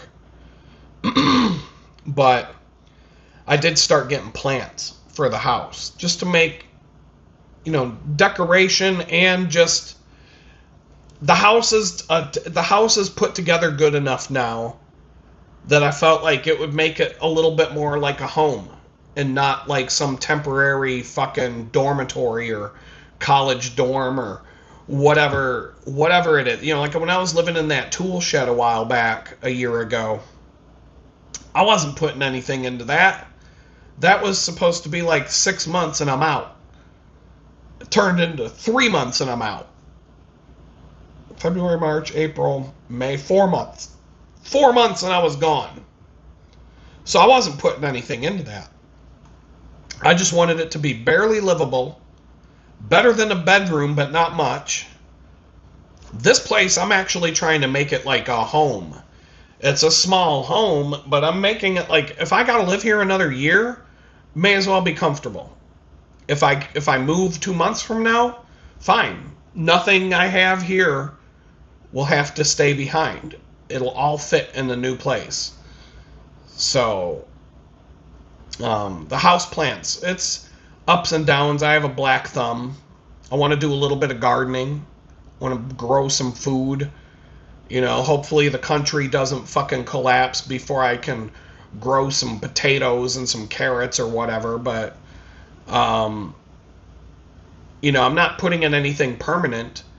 But I've talked about setting up some container gardens outside that I can just pick up and leave when I go. If I move, pick up the containers, take them somewhere else, put them down, and bring my garden with me. Bring your BYOG, bring your own garden.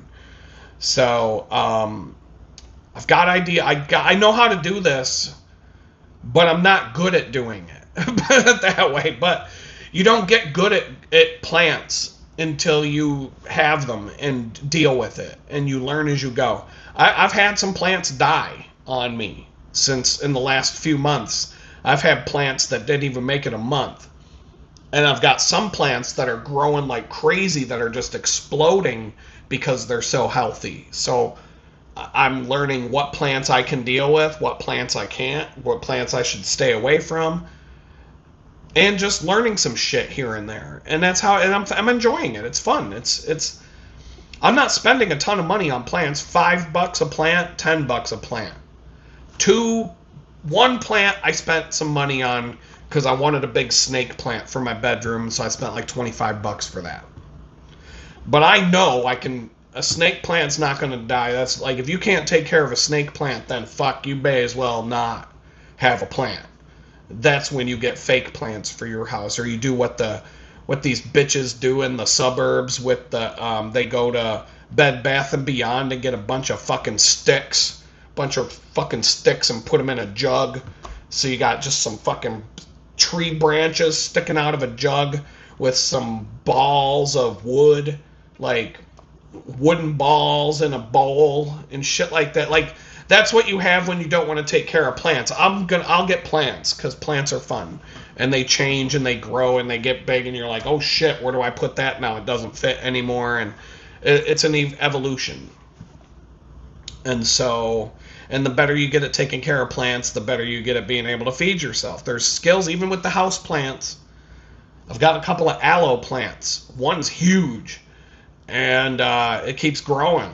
And but it gets sunburn. Got your sunburn lotion right there. Cut off a leaf, cut it open, got your aloe. That's why it's called an aloe plant. It's where that comes from. So I live down south. It's warm all the time. I can grow food and stuff outside all year long. My best friend, he's got some stuff going on.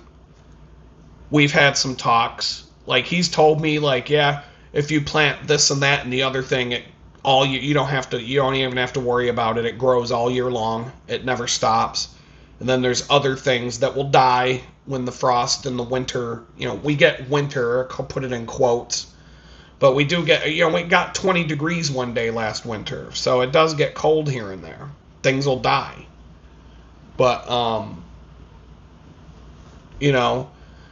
I'm getting a feel for what I can do and what I shouldn't do and when and how and all that. But, we have a better, if I can't do it down here, then where it's sunny all the time and warm all the time, I don't know. I may as well not even try at that point. I don't have time to be an expert on this. It's just something that it's kind of an enjoyable thing. Just want to see what I can learn. I don't want fake plants. I'm not going to Bed Bath & Beyond to get a bunch of dumbass wooden balls and some twigs to put in a fucking jug and, all that dumb suburban housewife shit. I'll grow some plants. So, is this the last thing? Yeah. So, 35-day, 5-week rise and grind challenge. What happened to my mental state? I've talked about these things throughout this video, but I've got a lot of nervous energy to deal with pretty much all the time.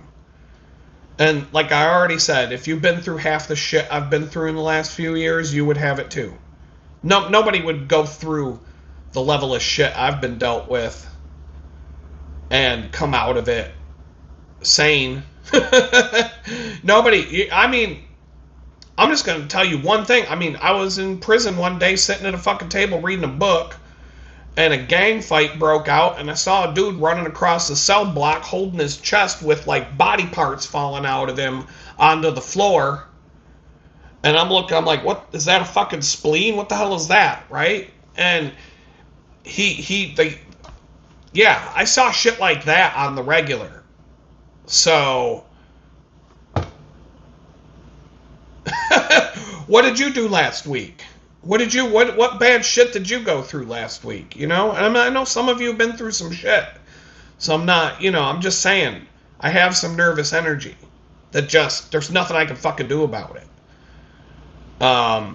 Even on the last day of the 35-day challenge, the day of the Dave Matthews concert, I just had this bad omen feeling the whole day. It was a gloomy day. It was cloudy. It was overcast. Looked like it could rain, but it wasn't going to rain. But I just kept feeling like something bad's going to happen today. And it was completely unfounded. Like I said, it was gloomy. Seemed like it might rain. My friend and I were sitting at this bar before we went over to the concert venue to pregame. And, it sprinkled, a couple little drops came down, but we were sitting outside, not under an umbrella, and it was never bad, and neither one of us gave a shit if it was going to rain anyway.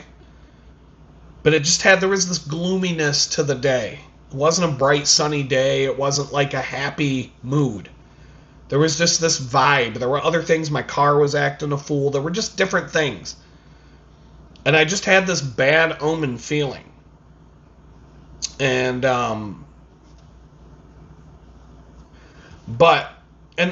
the rest of my life, I'm going to be living with this mentality of always looking over my shoulder, something bad's about to happen, That's never going to leave. I'm never going to live a day of my life without that.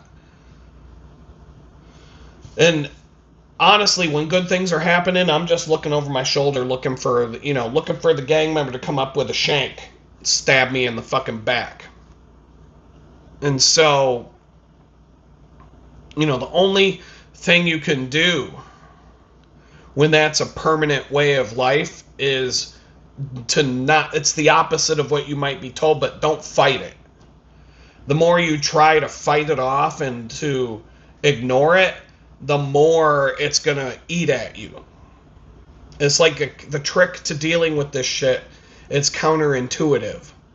And it took me a long time to understand this, going back to my younger days. But when you're feeling like that, the best thing to do is to lean into it and acknowledge it for what it is. And feel it completely, like let it take over. The anxiety, whatever, let it well up and just really read into it and feel whatever it is that you're feeling. And then sit back and remind yourself, this is all bullshit. It's just in your head. There's no basis in reality for all of these negative thoughts. When you recognize that the fear, the anxiety,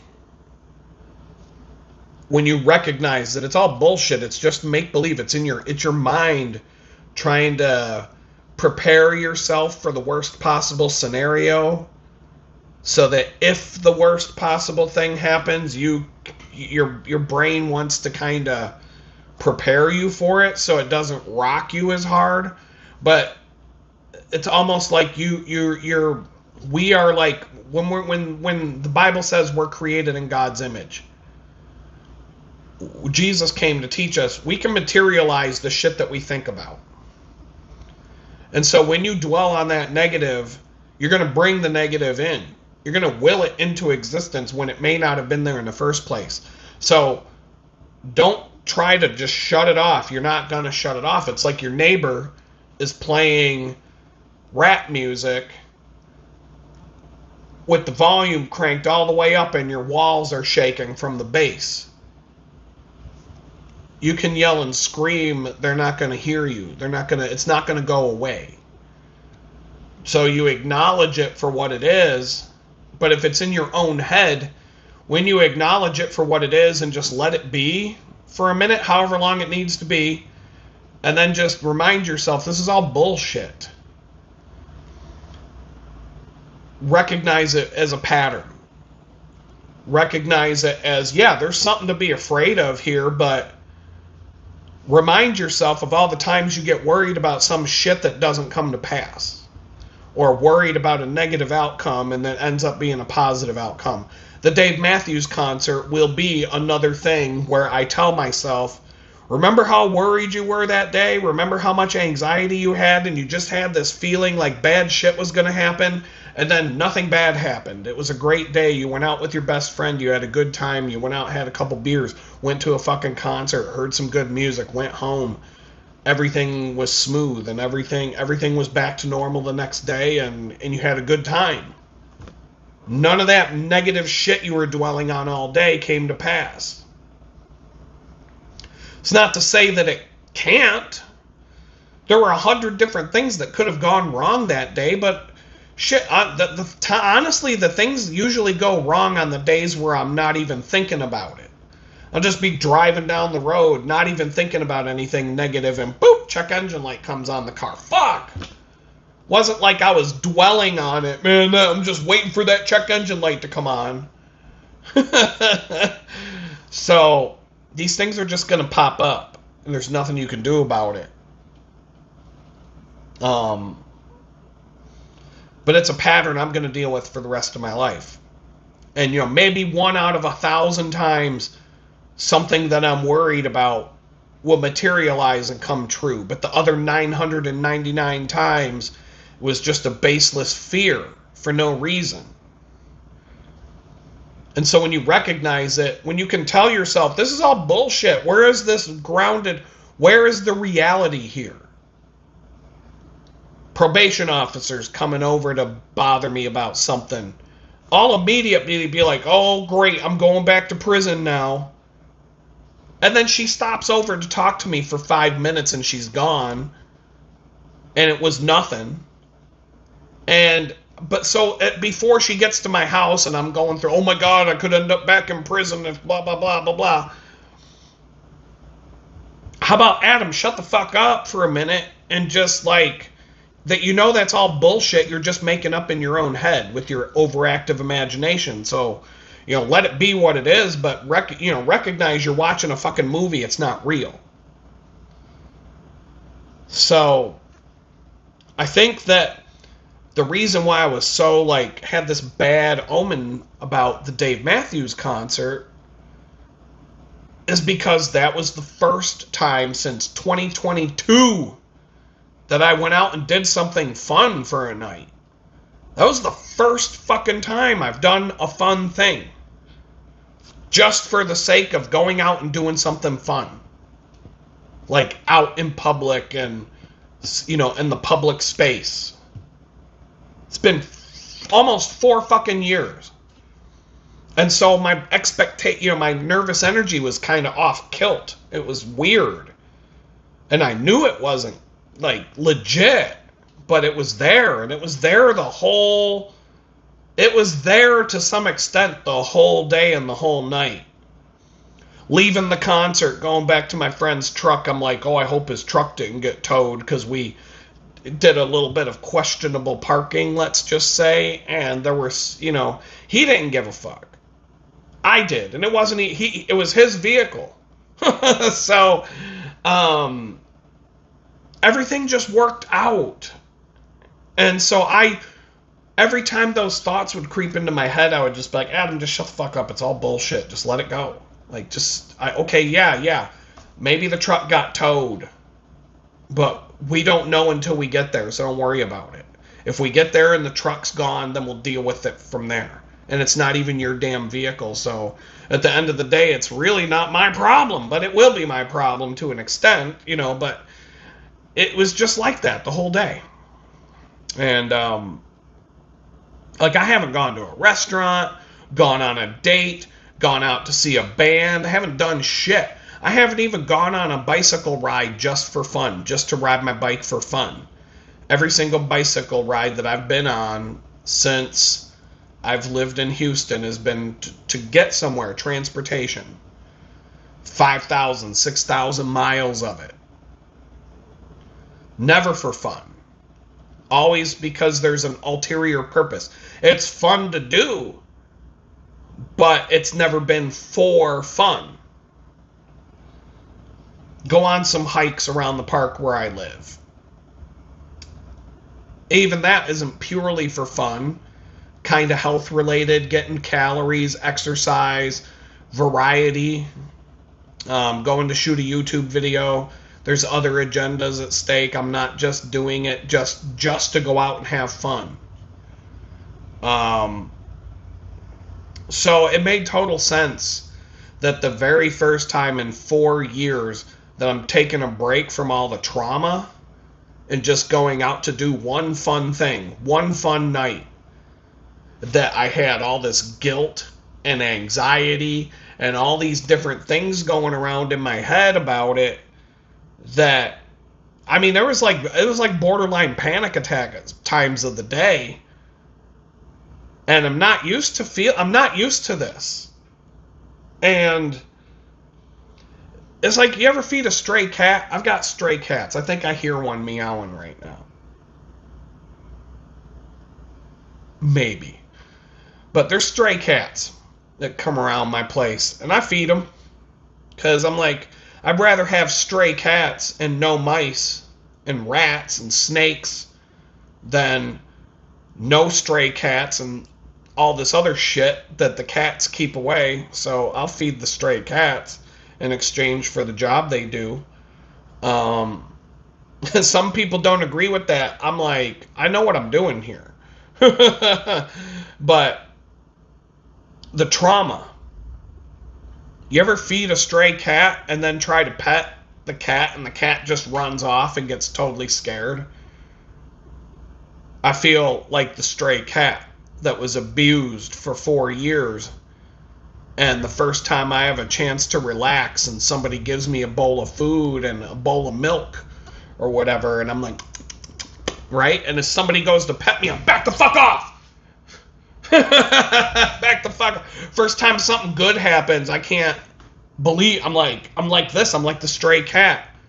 I can't drink my bowl of milk because I'm afraid someone's gonna fucking beat me or, kick me or whatever the fuck that happens to the stray cat to freak them out. Get attacked by a fucking dog. All the whatever random shit, that trauma that the stray cats go through.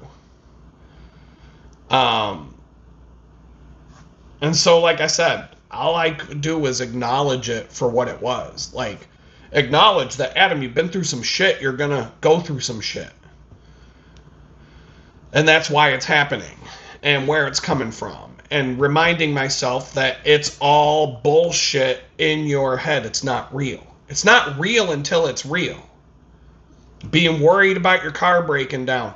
I'm worried about my car breaking down. Every time I get in the fucking car and turn the key, I'm like astonished that it starts.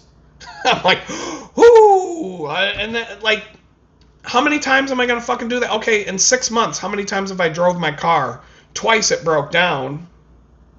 The rest of the times it didn't. You know what I mean? It's like,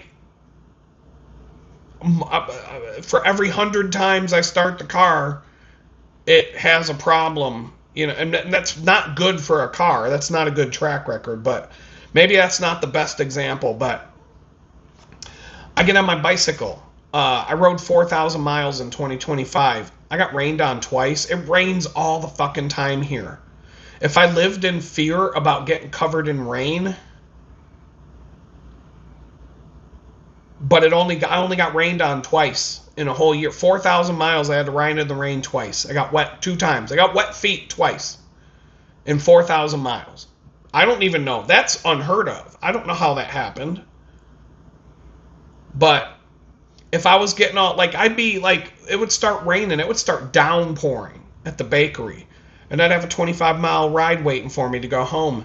And I'd be looking out there going, oh my God, I got to ride home in this shit. And I'd say, Adam, just shut the fuck up. You don't know. And then at like half an hour before I leave, the sun's out. And by the time I get on my bike and leave, the pavement is dry, bone dry. There's not even standing water on the pavement anymore. And so, like, it's just like that. Like, it's not real. Yeah, I'm looking at it. It's downpouring. It's 2 p.m. I'm not going home till 4:30. We'll see what happens at 4:30. Just because it's raining now doesn't mean it will then. Flat tire. I'm prepared for a flat tire. Every time I get on my bicycle and go somewhere, I've gone 5,000 miles with 2 flat tires. 2? Is it 2 or 3? 3 flat tires. I've had 3 flat tires. 1 tire blew the fuck out. I had to duct tape. I had a folding tire. I had a spare tire in my backpack. But I had to use it once. And it was my own fault because I should have replaced the tire that was on its way out. But I'm like, I'll get a couple more rides out of it, and then it blew out. So I could have prevented that one.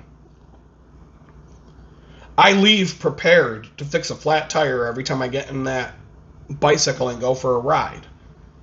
And twice I've had to fix a flat tire. And I'm back on the bike 5 minutes later. It takes 5 to 10 minutes. 10 minutes if I'm dragging my ass, 5 minutes if I'm in a hurry. And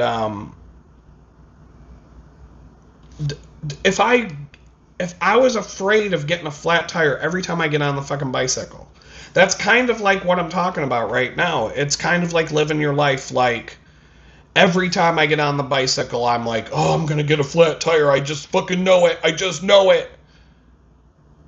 Well, I went 5,000 miles and got 2. 2 in 5,000 miles in a year and some change. 3 times. 3 times in 5,000. 2 times in 4,000. If I say 2025, 4,000 miles, I had 2 flat tires last year. I have I bought a bunch of inner tubes thinking I was going to go through them like crazy. I've had 2 flat tires in a fucking year. So I'm not even going through inner tubes. Like, preparedness-wise, I'm prepared for these things, but I've never had to worry about it. And that's a good thing. I'm not complaining. There's no complaints about that. It's just, I'm worried about something right now, right this minute, that I'm sure will work itself out tomorrow. And it'll be what it is. And I'm letting it go. I'm already, like, right now, this second, I just started thinking about this one thing, and I'm like, Adam, it's bullshit. A week from now, you're not even going to be thinking about it. It's come and gone. It'll be fine. Like, stop letting this shit. Don't let these things eat at you, because you'll live your life in misery if you do. And so, I've gotten better at this. I've been getting better at this since I got out of prison, but I've noticed a shift in my mindset about these stressful things just during that 5-week challenge and the weeks that have gone by since. Like, I'm at a different level with all of it. Even less worried and less affected by all of that trauma. And being able to calm it down when it comes into my head and it starts, I'm usually able to get it to shut off by not forcing it to shut off, but by letting it run its course. And the more you just let it run its course, acknowledge it, say, thank you for reminding me about that bullshit that I've got to be worried about, and now I'm just going to go back to not giving a fuck, thank you. And then go back to not giving a fuck. And that's how you have to kind of be. And it took me a long time, and I'm still trying to figure out how to live like that. Some people are better at that than others. I'm not very good at it, but I'm getting better. So that's the summary, 2.5 hours later, of what went down over 35 days of giving a shit and trying to do things better than I had leading up to it. I stopped letting myself feel overwhelmed all the time by just all the shit that I have to do and then getting paralyzed because I don't even know where to begin. Fine, just pick something up and do it. Pick something else up and do it. Pick up the next thing and do it. Just pick something up and do something. Don't even worry about what it is. You'll kind of start prioritizing it and you'll start figuring out what's what after you just do something. If you ever get paralyzed where you've just got so many things going on and everywhere you look you see unfinished projects and I've seen people going through this, not just me lately. And there's something to be said about just pick up something and fucking do it. Because then you'll get this mindset that'll snowball. There's a snowball effect. You push a little snowball down a hill. Before you know it, there's an avalanche that's going to take out a whole town at the bottom of the hill. Because it gains so much momentum and it starts picking up so much speed. You start getting more and more done and you get into that mode where you're unstoppable. But the way you do it is to sometimes you just have to you got a messy house. Go do your fucking dishes. Just do something. Stop looking at it going, oh my God, where do I even begin? Just fucking make your bed. Take a break. Watch a TV show. Do something. Whatever. Look around. Okay, go do that thing. Go pick up that thing. Oh, get a spice rack and get all the spices out of the cabinet so you got more room in the cabinet for some other junk that you need to make room for. All that. I got a stock pot coming. And so I am trying to cook more. And I don't have any cooking stuff. So I had some Kohl's cash that I had to spend. I got a stock pot. I don't even know where the fuck I'm gonna put it. So I gotta pull some stuff out of here, put it up. There's gonna be stuff on top of that fridge. There's gonna be appliances, the plug-in shelf countertop appliances, like a crock pot and a rice cooker and shit like that. It's gonna be on top of my fridge because I got nowhere else to put it. But I don't have room. I gotta have room in the cabinet for a friggin' 10-quart stock pot now, which is fine because I'll cook with. I'll be using this stuff, but I'm slowly putting a kitchen back together. Someday I'll have a kitchen worth cooking in. It probably won't be here, but this is better than if I can do it at a campground like a pimp, I can do it here. So this kitchen isn't that bad. So 35 days, 5 weeks. Was it perfect? No, not at all. Do I have things I feel guilty about not having gotten done? Yeah, definitely. Do I still feel overwhelmed? Yeah, but definitely not as bad. And I have a little bit more control over it, and I can organize the chaos a little better because I took time to figure out ways to do that, to get like a grasp of, here are all the things on my plate that I want to do. Here's what I need to do. Here's what I would like to do. Here's I want to do this, but I'll probably never get around to it, and et cetera, et cetera. Am I going to did I make positive gains from it? Absolutely. Absolutely. I'm in a different mindset the last 3-4 weeks than I was at the beginning of that challenge. I have more direction, more focus. There's a definite change in my vibration, energy. It's different. It's better. I can't really explain it any more than that, but I definitely feel like there will be gains that will be experienced several months from today that all point back to those 5 weeks of having done the things I did during those 5 weeks. Am I going to do this again as another challenge? Doubt it. I doubt it. I'm not going to do another 5-week rise and grind challenge.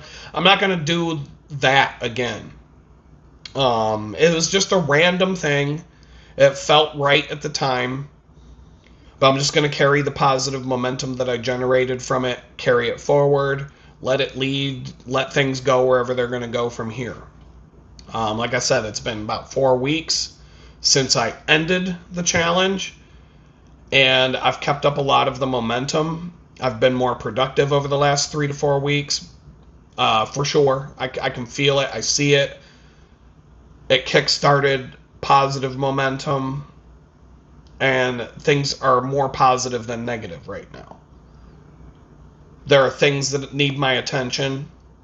I need a proper balance. There are some things that are neglected, bad, that I don't want to talk about, but are really bothering me, and I just try to keep it out of my head. But at the same time, keeping these things out of my head just means that I'm neglecting them more. But sometimes there's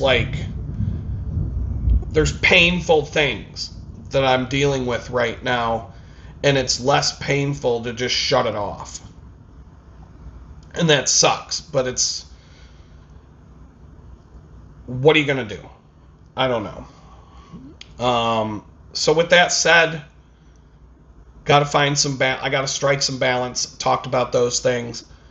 So just keep watching the channel. More live stream, more videos.